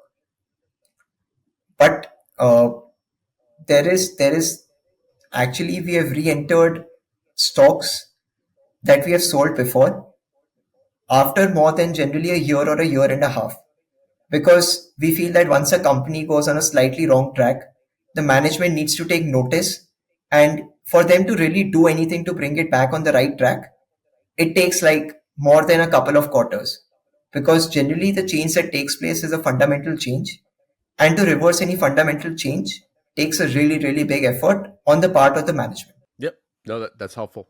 That's good clarification. Perfect. What's the next stock? Next stock that I have again is a winning trade, Ethos. So I think in India, the number of people who are well to do is constantly increasing, because, like I told you, every person who has a certain thing wants to buy more, something that is of higher. So let's say somebody who owns $1,000 watch aspires to own like a $5,000 watch, and someone, let's say, owns a $5,000 watch aspires to own like a $50,000 watch, because everybody is looking to grow.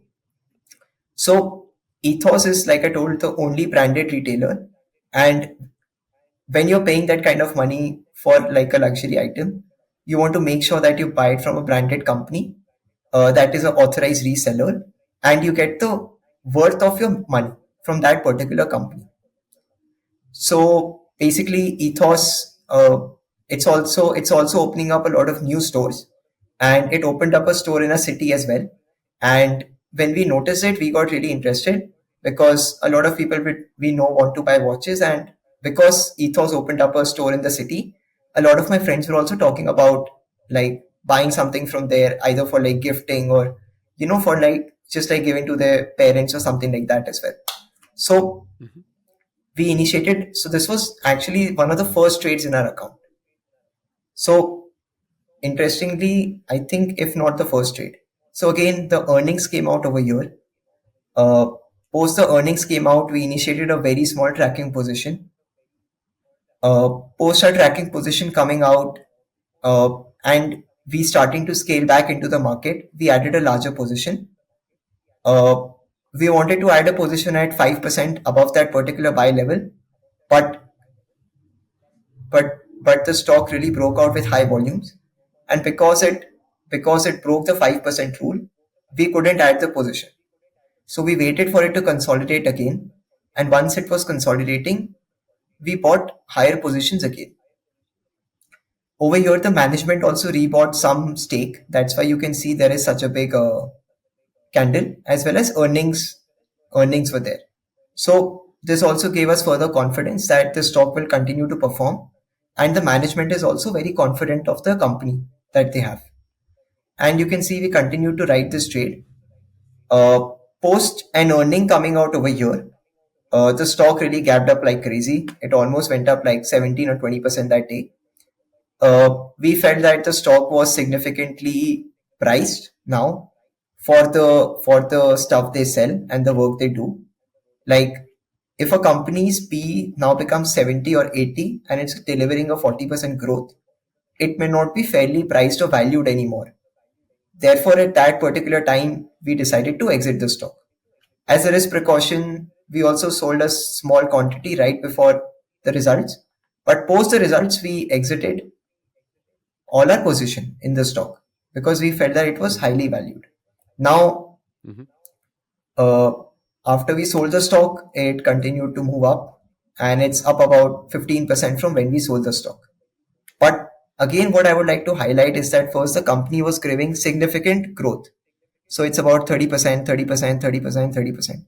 Now, while the company continues to give 30% growth, the growth in the profit has slowed down, which means margins are no longer expanding.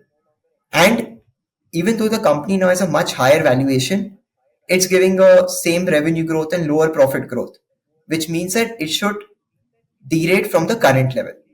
Of course, that didn't happen, and the company continues to go up. So I think that after you sell, it's always a toss up. So again, in this case, we were happy with what we had, and we were okay to exit the stock. So I think these were four stocks that we we we uh, we traded in, and we booked a decent profit. On average, we must have booked about 100% plus profit in these stocks. Now, Mm-hmm. I want to present like three stocks, uh, which we actually made a loss in, and Mm-hmm. like I can also explain like what is the mistake that I did in selection of the stock itself, and why I would like to eliminate such mistakes. So, any questions on until now? No, no follow ups. I think just like it's good to show the winners, it's good to show the losses as well. So this is great. So, this is a stock called Delivery. It's like a delivery company. It's India's leading integrated delivery company. Basically means that it does everything under the sun in logistics. So whether like it delivers a package that you have ordered from Amazon, uh, if let's say like you want to move your home furniture through a plane, it can also like move your furniture through the plane. So basically it's an end-to-end logistics company which is focused on providing like end-to-end logistics solutions. Now, this was our biggest losing trade, and there are a couple of reasons that I want to highlight. Firstly, this was a wrong buy, because when we did our first two buys, which were at the same price of around 404 rupees, the 200 days moving average was still trailing down. And logically, I should never have bought a stock, as even how to make money in stock says, until the 200 days moving average is moving up. And I think this was a mistake we did. And then, but since it went up, we also added on our position in our level 2 buy, which was on average around 5 to 6% above our first buy. So we compounded the mistake. Now, because this became like a significant stock in our portfolio, and we felt that, oh, this stock can do really well. We continued to hold it, but we should have exited somewhere around here. But I think this is probably the only trade in the whole year where we failed to execute a sell because we felt it would rebound from the 200 days, which didn't happen. And once it crossed the 200 days, and we just had to sell it because it's a principle that you cannot hold anything below the 200 days moving average. So ideally, this should have been a loss that should have been around 1% maximum of our portfolio. But Mm-hmm.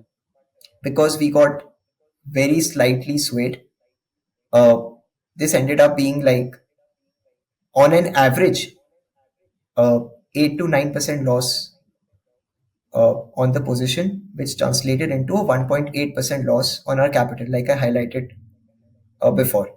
So Mm-hmm. I think there were like a few learnings for us. Number one, like I said, that we don't want to buy anything that doesn't perfectly fit into all our criteria. In this, we continued buying even though it did not fit into all of our criteria. So it's not about the fact that if I did, let's say, 75 trades in a year, I did 74 of them according to my criteria. If I did not follow my criteria on one trade, which may have also happened because of slight overconfidence, I think it's important for me to understand what I was thinking at that point of time when I bought the stock and as to why I entered that trade. So I think that was a mistake. Second mistake was when we lost 1% of capital on this trade, uh, we should have just squared off the position and not think that, oh, like it's okay, we'll sell tomorrow, because by the time tomorrow came, the stock had gone down more. Now I also hold this as a mistake because our average loss on average across all our losing trades was about 4%. And if we were selling at an average of 4% and this stock made it down far more, I think it's a mistake that deserves to be highlighted and something for us to really introspect upon. Mm-hmm. Also, what I want to highlight is that we expected the company to give good revenue growth. Even though the company did do a turnaround, its profits are expanding significantly. It finally has come into profit. We should have waited until the company actually came into profits instead of anticipating something that the management did not clearly guide for or could have happened. So we were slightly emotional on this stock. You can see the earnings in this are also not as stellar as all of the other companies that we have showcased are giving. Almost every other company that we are showcasing is giving like growth, which is almost at 100% on average. And this company is far lower. So we played this as a margin expansion game. But when it did not give significant earnings for 2 quarters, we should have not even looked at this stock. But we did. And that in itself is a large mistake. So, but I think the good thing is that we keep our allocation of the stock to a minimum, up to a maximum of 7%. So we were spared of having a larger drawdown. Otherwise, it could have had a larger impact on our capital. Uh, Another mistake we did is that we maybe didn't understand the earnings of a company as well. So we thought this was a breakout and we bought the stock here. Uh, the 200 days was continuously moving down. So again, the same mistake. We should have waited for the 200 days moving average to turn. And once the 200 days moving average turned, at that particular point of time, we should have bought the stock. But we didn't really wait for that turn to happen. And we just thought, oh, let's just like buy this is going to go up. And like, uh, so of course, that didn't happen. There were also no significant volumes or accumulation to indicate that we should have bought the stock. Unlike in all the other stocks that we have bought, where there is a significant volume accumulation taking place. Uh, so we just bought it, and the stock went down like 7-8% in the next within that same week itself. Within like I think 10 to 12 days, 10 to 12 trading days.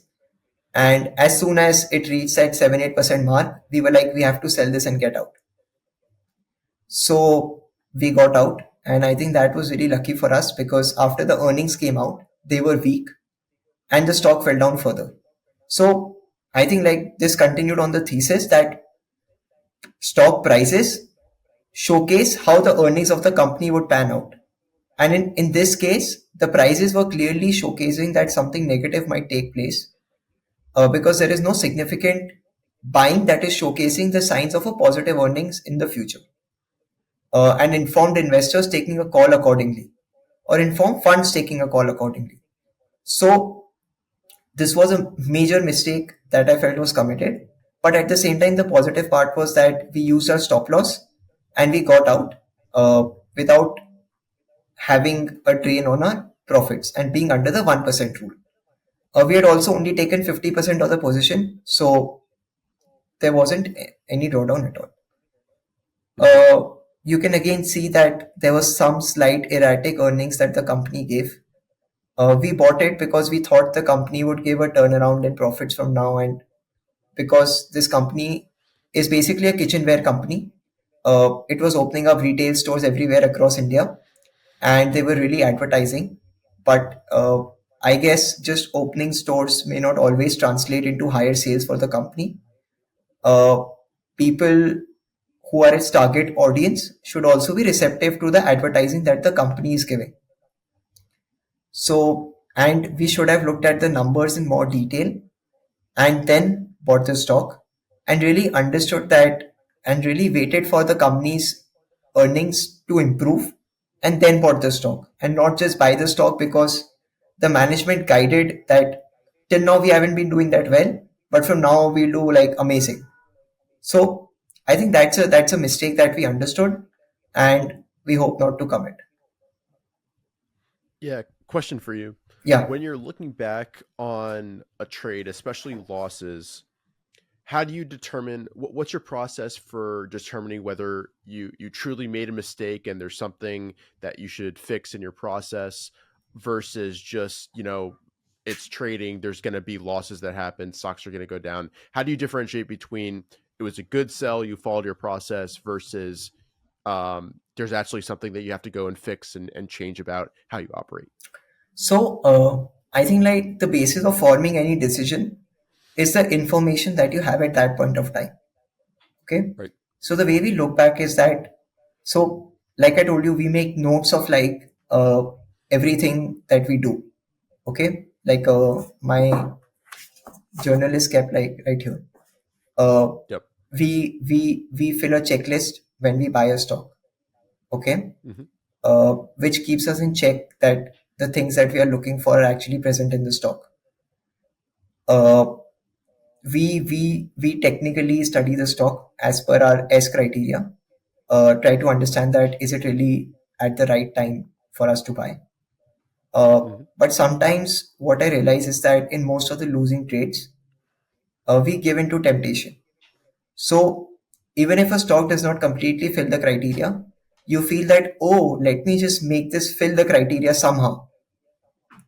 And because it now fits the criteria because I made it fit the criteria, I should buy it. Okay. So I think that what we do is that we go back to that particular day and we see what is all the information that is available to us.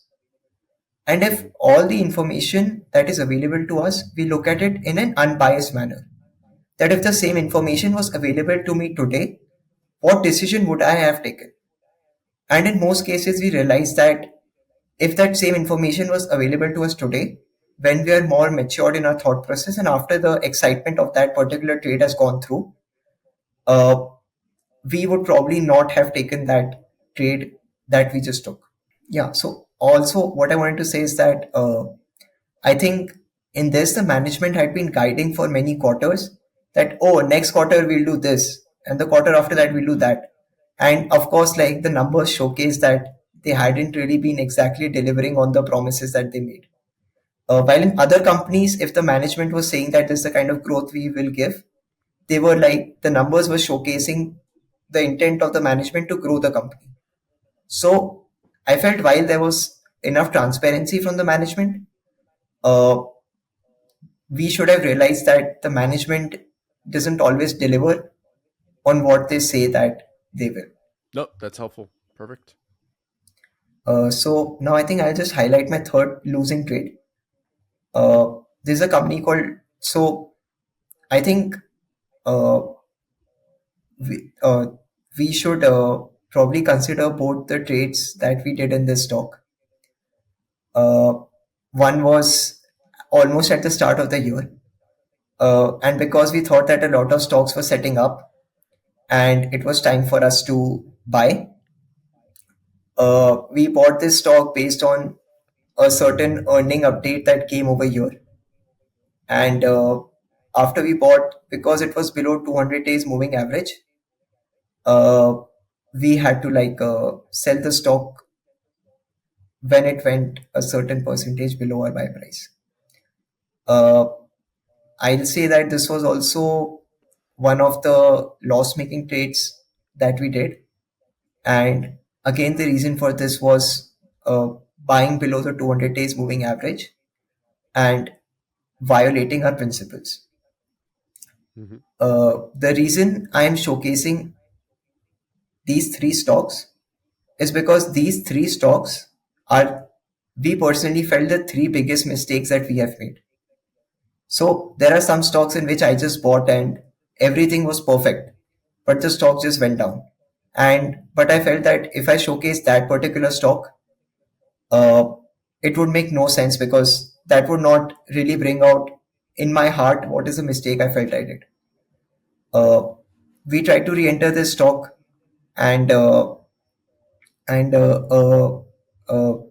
because we thought again this was, there's a big range here and the stock was breaking out of the range. Uh, but again, you see there were no significant volumes on our buy, and we just had to exit it at a stop loss level 7 to 8% below the buy price on average. Again, in no trade did we make more than a 1% loss on our capital. This is a very, very thinly traded stock. That's why you see that we have 3 to 4 buys and we have 2 buys, Yeah. uh, because we don't want to increase the price. So we were buying it in smaller quantities. Again, you can see the reason we bought this stock was good. The earnings of the stock were exploding. It was going good revenue growth uh, in the 25% range. The profits were going up 136%, 265%. The companies in the glassware business, where it supplies glasses to pharma companies around the world. It had undertaken some major acquisitions, and now it was consolidating those acquisitions together.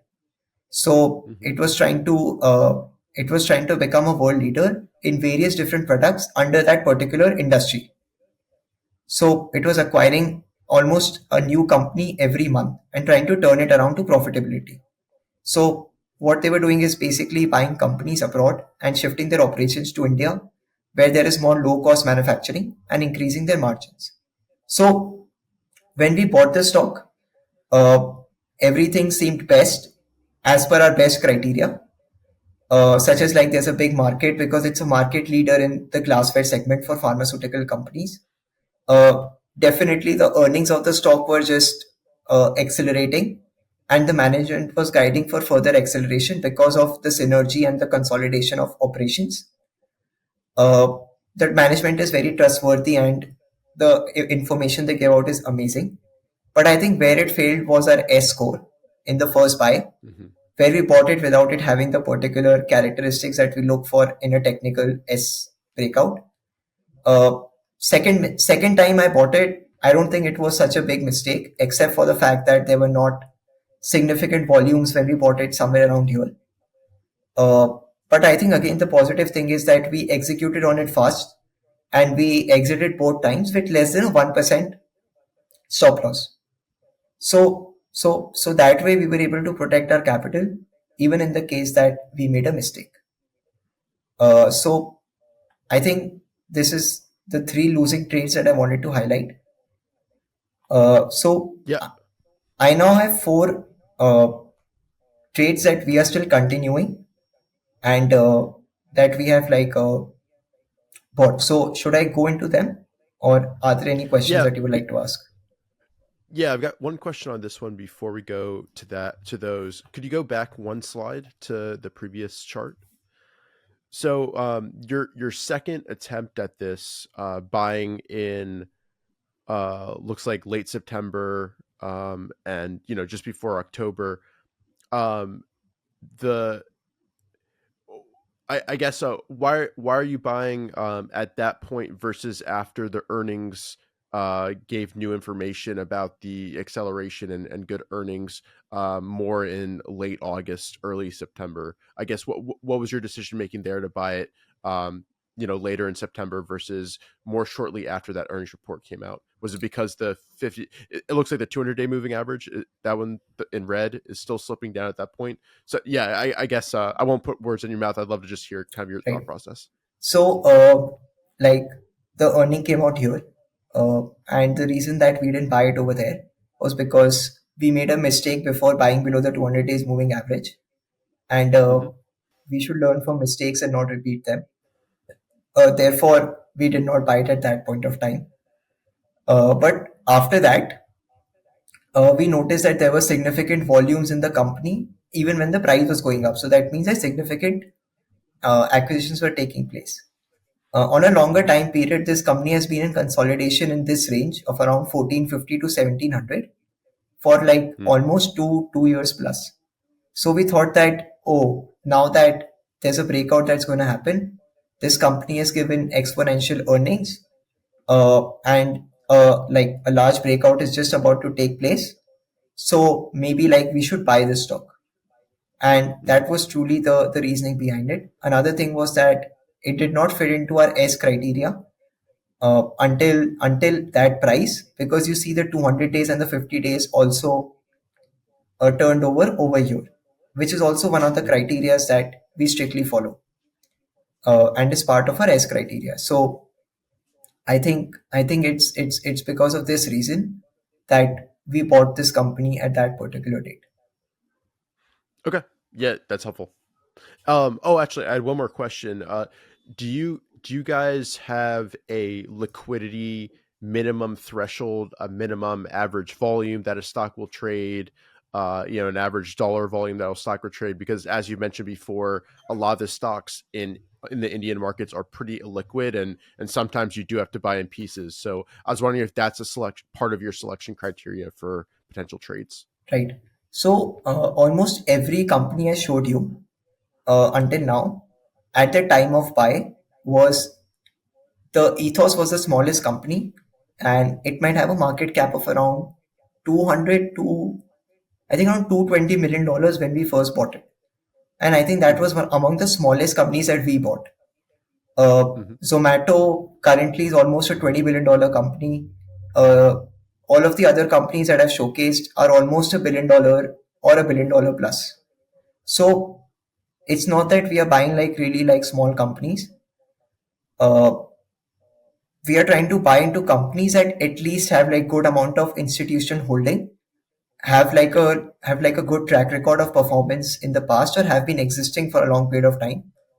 Uh, and also like what we're looking at is that the minimum volume that the company has should be at least on average about 2.5x of the quantity that we want to buy. Hmm.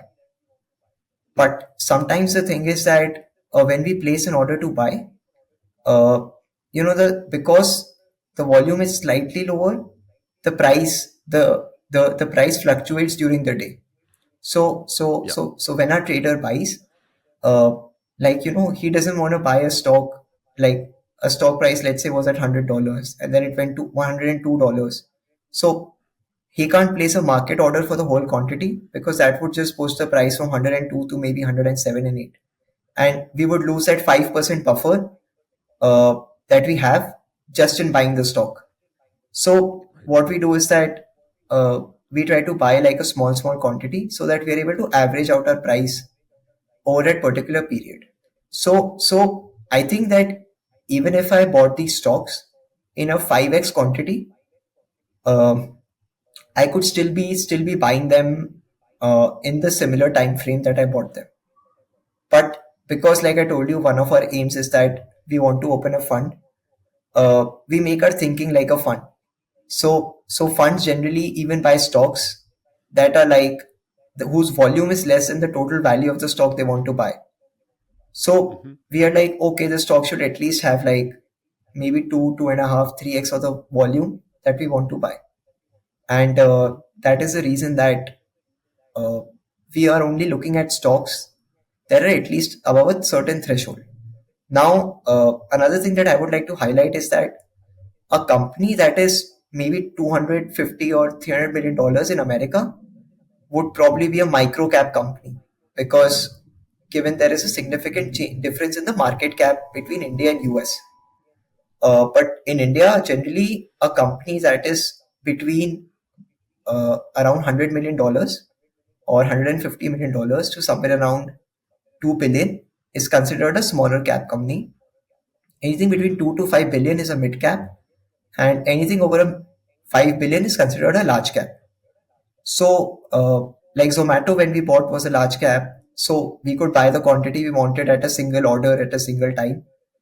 But some of the small cap companies that we invested into, we had to slightly pace out Adjust your our buying. process. Yeah. Yeah. Do you focus on a particular size company, or it that doesn't factor too much? I was wondering, like, maybe you focus more on small cap or mid cap because of their potential growth potential. So, majorly our portfolio is focused more towards smaller companies, because when I look at our best criteria, one of the most important things is E, which is earnings.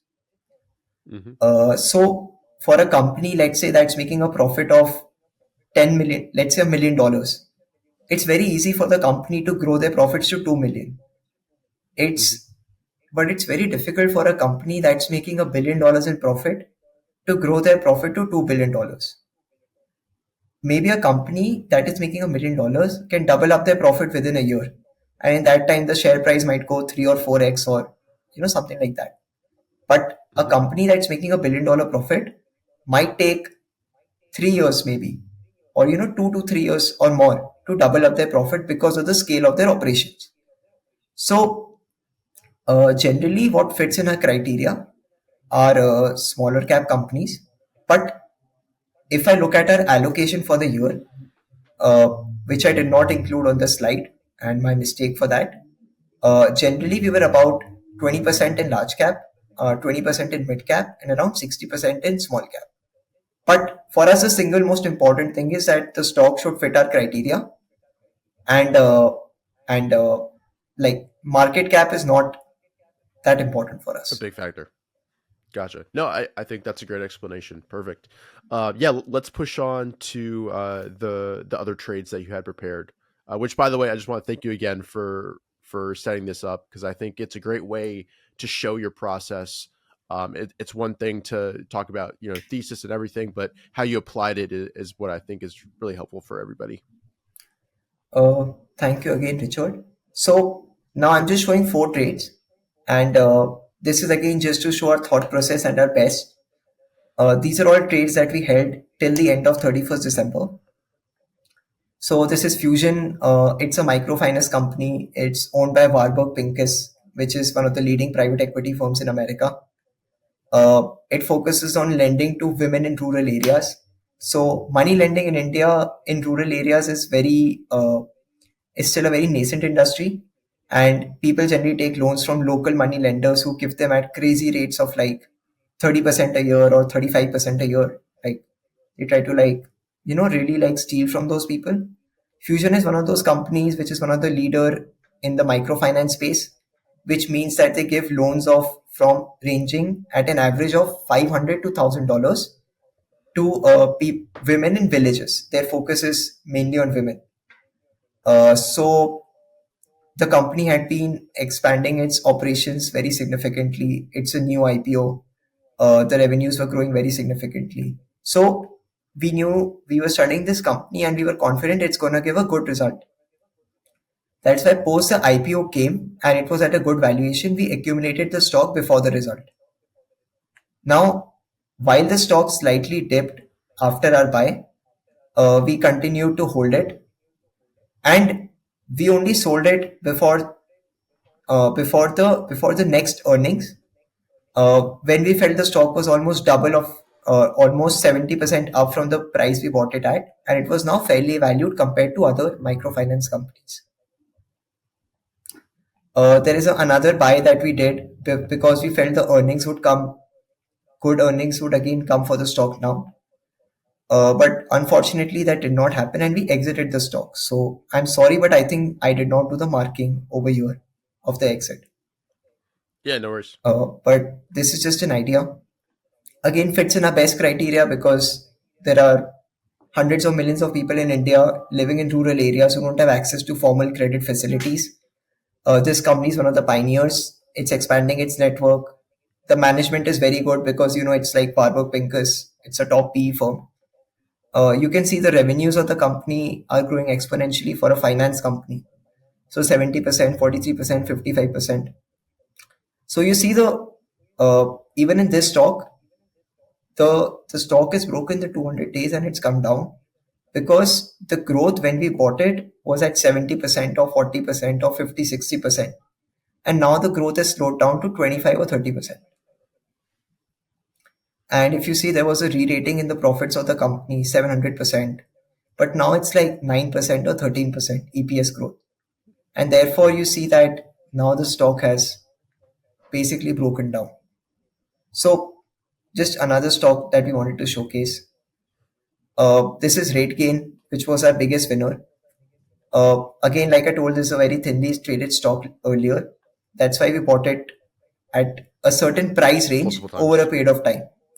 Mm-hmm. And we tried to sell book profits before one earnings, book profits again after second earnings, and finally exit the stock here.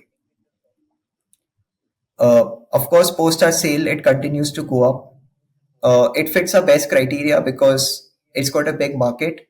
It's an IT services company that offers software to travel companies. Travel was growing again, so the services really picked up. You can see how exponentially the revenue is growing. The company was making losses on its products, but now it's moved into profits.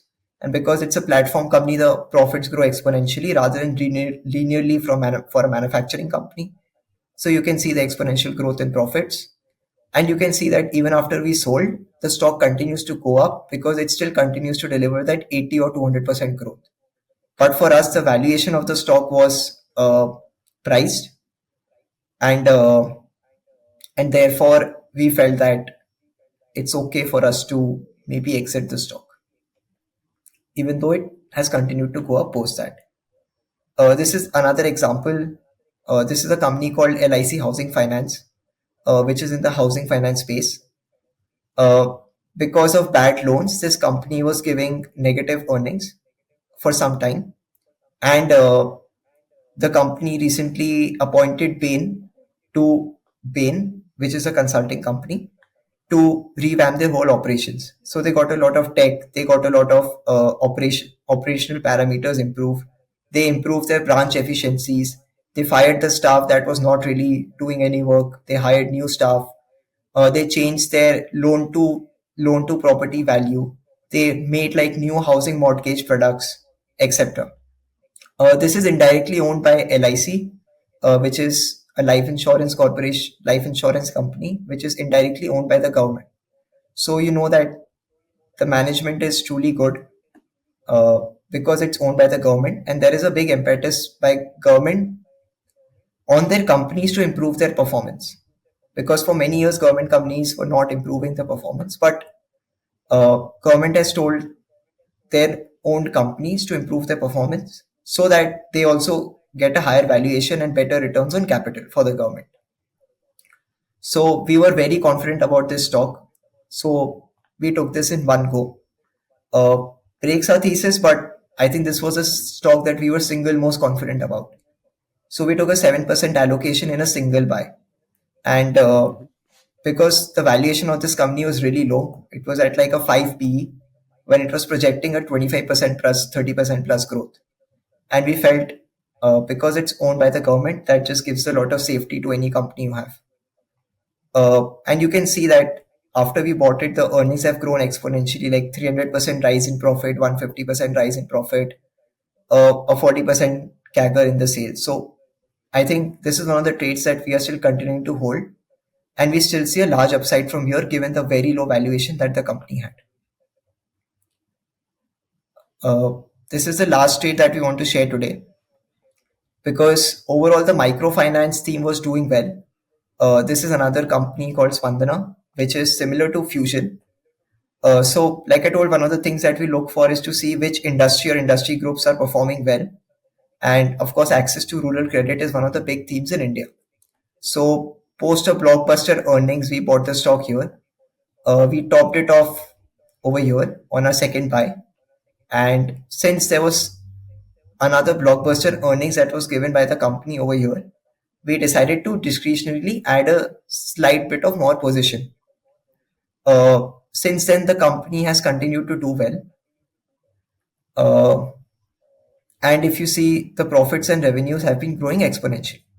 So we booked this stock somewhere in January, somewhere over here, because uh, we felt that the sales growth had stopped increasing. So if you see, the sales was around 610 crore Indian rupees, and next quarter it just grew to 626.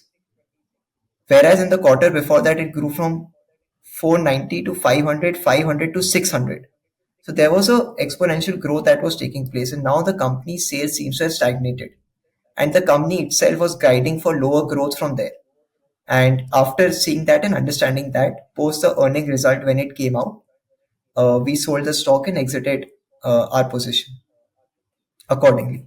So all of these stocks that I highlighted fit our best criteria to some degree. Our winning trades maybe fit our best criteria to a larger degree than some of the other stocks. Uh, and I think through the 10 stocks that I've shown, I've been able to give some amount of understanding as to what is a practical implementation of what we think and Mhm. how do we apply our best philosophy to particular stocks and what's the earning profiles that we generally look at. Yeah, great. Do you want to dive into this slide as well? Kind of your identification process, because I think also people would love to hear a little bit about your process once you come up with an idea. How does it go from sourcing, as you mentioned here, to finally you guys decide to take up a position in the stock? Right. So basically, first, I think I'll just give a slight overview about my Hmm. routine and what is the time that I spend and how much time do I spend. And after that, I think I'll explain my process. So because based on my routine, people will be able to correlate as to what are the different things I do and when I do them. So basically, the main reason, like you would have understood by now, we buy is by looking at the earnings of the company and looking at certain like volume price action that is indicated by our S in proprietary S indicator. So for us, the single most important thing is the earnings and how would that company perform for the next 3 to 4 quarters from there.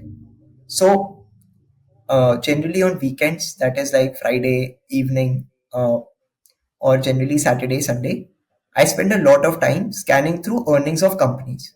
So when companies give out quarterly earnings, I go through like a lot of different charts. I go through a lot of different earning reports of different companies. There are certain screeners that help you narrow down what is the earnings that different companies have given. If certain companies have been outliers, you can identify them. If certain sectors have been outliers, you can identify that as well. Because if all companies in a sector are giving like amazing earnings, there is definitely something that's going on in that sector that might be worth looking into. So I do that. So I do that on a weekend basis.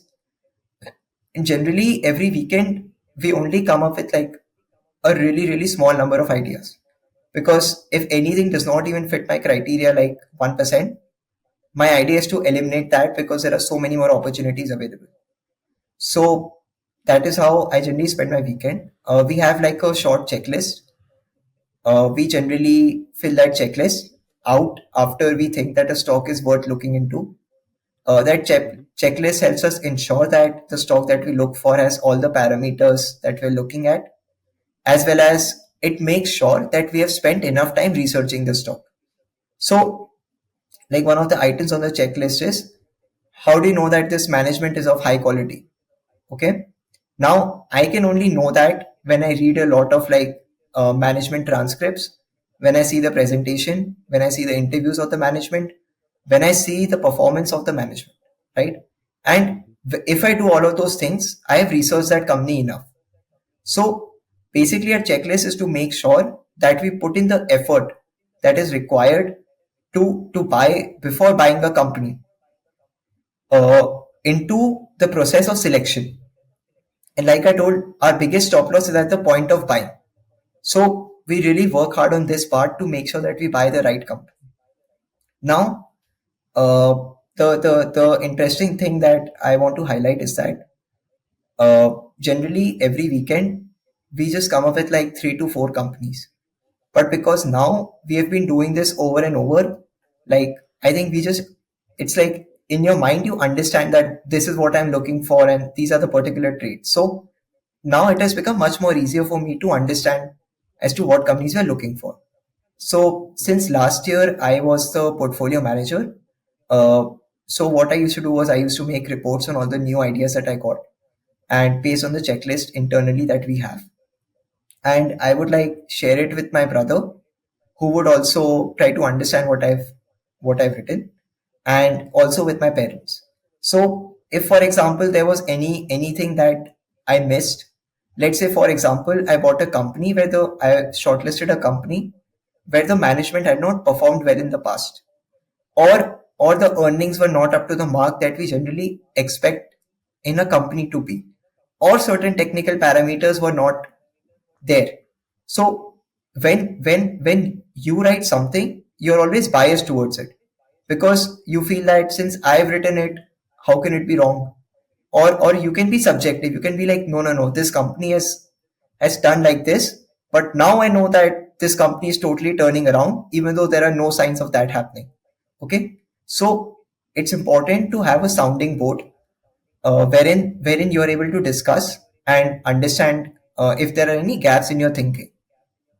So I think what like makes my process unique is that I have the benefit of having my brother who I can like discuss with, and also my parents who I can spend a lot of time discussing this with. So the main idea is that even while the ideas uh, are generated by me, I can understand the gaps in my thinking. And second, if I haven't done enough research on an idea, my brother will tell me that you don't know the answer to these questions. So how do you say that you research the stock? So I know that before every stock that I pick, I've put in the effort that is truly required. Uh, Yeah. After we have shortlisted a company, based on our checklist and our study, we put it in our S screener. And after we put it in our S screener, we watch until a score of 8 on 10 is given by our S screener. So when a score of 8 on 10 is given, only then do we really buy the company. So Mhm. it just uses some really simple technical parameters that we use to assess, mainly focus on price and volume action. But it's something that we have created ourselves. So this is only to make sure that we are buying at the right time. So generally on the weekdays, I spend time just researching more about companies that we buy or looking at updates that a lot of my companies are giving. Or if there are certain trades to be put, I instruct my trader that these are the trades that you need to put in for today, etc. So generally, I wake up at around 7 a.m. and after waking up at 7, I for an hour after waking up, review my work for the day for about half an hour to an hour. If there are any new ideas, at this time I pitch them to my brother, who joins in from college, and Mhm. also to my parents, who give their comments and feedback on the idea and my thought. After that, trading time in India starts at 9:15 a.m. So generally at that time, before that, I put in the orders for the day. I instruct my trader the orders for the day, based on which during the day he executes the orders. Mhm. So I don't really spend too much time in front of a screen because I think uh, in India there is a lot of people available, and you can hire like someone to punch in your orders. And because I feel if I spend the whole day doing that, then it's not the best use of my time.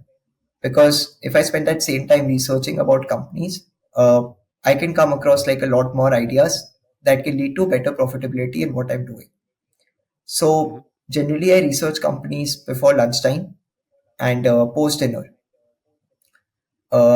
During the day, I also try to understand more about business from my dad. We discuss a lot more things. I try to talk to more people to understand what they're doing, because I feel that now for us, what we are doing is a repeatable process. And as long as like you're doing everything in a systematic manner, and you're keeping your emotions under control and keeping your discipline on, there is no reason that the market should not reward you, or hopefully it should reward you. Is Touch wood, I think that's the better thing to say. But so I think that's how I spend most of my days. But I think most of the research, all the research that we do is ourselves, because the way we look at things, I cannot train somebody else's mind to look at things in a similar way, because the way I interpret something could be very different from the way that ABC person could interpret it. So we only rely on our research. We have never, like, we have met a lot of different people, but we never talk to anyone else about our stocks. Uh, Mhm. we buy what we think is correct as per our criteria. We sell what we think is correct as per our criteria. And basically, the routine is research on the weekends, more research on the weekdays, and execution of trades on the weekdays. So I think that's a basic routine. Now, how does the identification stage fall in our routine? Okay, so first we have our screeners. One of which is this company called Trendline. It's a widely used like stock screening, sourcing, algorithmic, etc. company that's generally there in India. It's one of the most popular like screening services. So we use that and we create a few screeners using that. Based on that, we get certain stocks that we could look into. So we look at through the screener, as well as we just scroll through a lot of results to see which is the companies or the sectors that are gaining traction. Uh, so that is how we source the ideas. Now, all the ideas that come, uh, we do a 2 minute overview using MarketSmith, and the best ideas that we think exist, we shortlist them. And after we shortlist those ideas, we research them through the checklist that I mentioned, and uh, we analyze them based on a best criteria, and we create the report or the checklist, as we call it, for critical evaluation of the company. Now, uh, after we do all this research, we enter the company into our watch list, which is basically on a trading platform. Now, the trading platform is also enabled to work with our S factor score. So then we put the company on a watch list, and when it comes to an appropriate S factor, uh, we get certain alerts, and based on that, we can take a call on whether we want to buy the stock. So even if a lot of companies in a sector look promising, we won't go over that limit because we still want to keep our attribution, and we want to keep our risk in check. Because let's say if a certain news comes in that sector, like all the stocks could collapse at once and a portfolio could collapse accordingly with them. Uh, we monitor these companies for corporate earnings, valuations, price movements, overall trends, like I shared before. We look at when the earnings are coming, what are the earnings estimate, what did the company say in the con calls. We collect a lot of statistics on every trade, we document every trade. We write notes on every trade in an organized manner. We at the end of the day, there are like sheets created every day on which give an overview of our positions, which give the profit or loss that we have on every specific position, uh, which give certain technical parameters that we look at. Then we have a daily sheet that's created on the index and the movement of the index. Like, is the index accumulating, distributing? Is it below certain important levels that we're looking for? Is it above those certain important levels, etc.? So what we want to do is that we want to collect as much data on our trades as possible, like I mentioned before, so that we are able to analyze and understand our mistakes.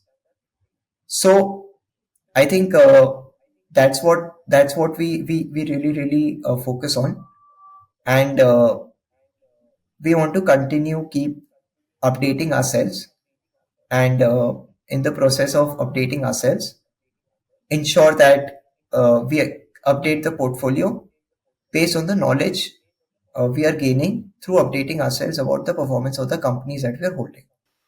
And what do you think are the biggest areas of improvement that you guys can make in your process right now? What are some of the mistakes that you find yourself making now that you're looking to improve, this year and into the near future? So I think there is one area that we really looked at. Okay, so I'm sure you know the 80-20 rule. So Hmm. 80% of your profits come from 20% of the trades you take. Okay, or maybe in stocks it's maybe more skewed. Hmm. If not, so even if you look at our trading last year, 20% stocks did produce more than 80% of the profits. So then we asked ourselves a question, okay? Like, if 20% stocks produce more than 80% of the profits, why were we not buying more of those 20% of the stocks? And why were we buying so many different stocks which may not fit our criteria, but we subjectively thought they fit our criteria? And like what was the mental block that was making this take place? So this year, when my brother is participating, we want to keep our trades to a minimum, our churn to a minimum. Our aim is that we trade less than one trade a month, or one trade in a fortnight. Uh, Hmm. because we want that every stock we select should be so perfect in our criteria, should be so perfect at the point of selection that the trade goes well. Now, of course, stocks is a game of probability, and there is nothing that's perfect. So we want to make sure that we are looking at everything in a right manner, so that Hmm. the probability of achieving a high return or a good outcome out of that particular trade increases. Yeah. So I think that's basically the largest improvement that we want to do. And I think the second thing that we want to improve on is just to make sure that we don't get carried away like we did in some stocks this year, which I also shared as my biggest mistakes and my biggest learnings, and make sure that at every moment we follow the criteria that we have set out for ourselves. Hmm. So I think these were the two main learnings, and our idea is that next year we want to run a hedge fund in the near future, open a fund. So in that we feel like if you have higher quantities of money, you can't trade as much. Like, if let's say I have like $100, I can buy and sell every minute. If I have like $1 million, I can still buy and sell every week. But if let's say I have like a fund that has potentially hundreds of $1 million one day, I can't buy and sell every week. So my investment decisions have to be so strong and so well thought out, and my horizon and vision needs to be so long that I'm able to see the growth of that stock, and at the same time make sure that I'm invested in it at the right time and at the right cyclical position, uh, still in the right S factor, which is the right technical, going for the stocks on a longer basis as well. And I think that is how we are really like changing our outlook and our mindset. And we definitely feel that given a lower number of trades, we could make the same profit but we'll be far less stressed or worried about our portfolio or its performance uh, than we are today. Because then we can put so much more time into every stock and making every trade into a perfect trade. No, perfect. This has been really excellent, Tanmay. To kind of close it out, just a few key questions. I'd love to hear kind of some key takeaways from your trading career up to this point, as well as kind of any advice to any traders out there watching this to help them improve their process. Right. So I think there are three things you should avoid. We did all of these three things, so that's why I'm putting it out here again. If you remember, when I told my background, I said that we were trading in futures and selling 2% below 50 DMA. So, one mistake we did was that we were highly leveraged.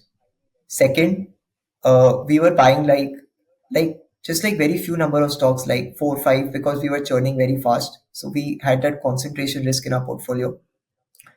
And I think two of these things led to a disaster in basically what could have been us nailing down like really good profits. So Mm-hmm. all I want to say is that I think there are three risks that we personally think exist. One is an illiquidity risk, because not every stock you own can have the liquidity to sell your positions. Second is a leverage risk, and third is a concentration risk. And we believe that if any of these three risks are present in a portfolio, it's going to end in disaster. So if my portfolio is leveraged and illiquid and stocks start going down, I can't sell them. So like it ends bad for me. If I'm leveraged and concentrated and those stocks going down, it won't end well for me. If I'm in illiquid and concentrated stocks but not leveraged, I still can't sell those stocks, and if those stocks going down, my portfolio would go down with that. And I think there was a particular fund which took more than $20 billion of leverage and put it in very select 8 or 9 Chinese companies. So, and that was, I think, the biggest blowout of the past 2 years or maybe of the financial market. And I think they had illiquidity in their positions because they were earning significant chunks of the company. They were really concentrated and they were really leveraged on their positions. And I think they had all three, and it ended up in like such a big disaster. So I think these are three risks that people should try to avoid. And like I told, I'm not here to give any advice, but just to share what I've done. There are four things that I feel people should try to implement. One is that you can continue to learn. And in this business, it's always important to learn. Because the moment you get complacent is the moment that things are going to start turning bad for you. Second point is always be a student of the market, because first thing is learn. But when you're a student, you try to implement what you have learned. So like when we are in school, if we learn a maths problem, and we have an exam, we have to go and implement it in the exam. Only then do we get the marks. But many times people do learn from all the resources available, but they don't implement. So we believe that from our own personal experience and the mistakes we did, while we read a lot of books, we didn't implement things as much. So it's important to be a student and absorb the knowledge that you get from learning and implement it. Yep. Third, like we said, our biggest stop loss is the stock we select, and so we focus on the selection of the stock. And fourth is keep your trading logs, because I think it's important to know how your portfolio features in every way. It's like I feel people would take so much time to decide on like a shoe that might cost them $100 or $200, but people may not spend enough time even analyzing a stock they would potentially bet $100,000 on. And I think that's just like a not a good thing to do. So I think people should really spend time analyzing their portfolio, uh, continue to revisit the stocks, look at like why should you hold it, why should you sell it, and you should let let this be a continuous process.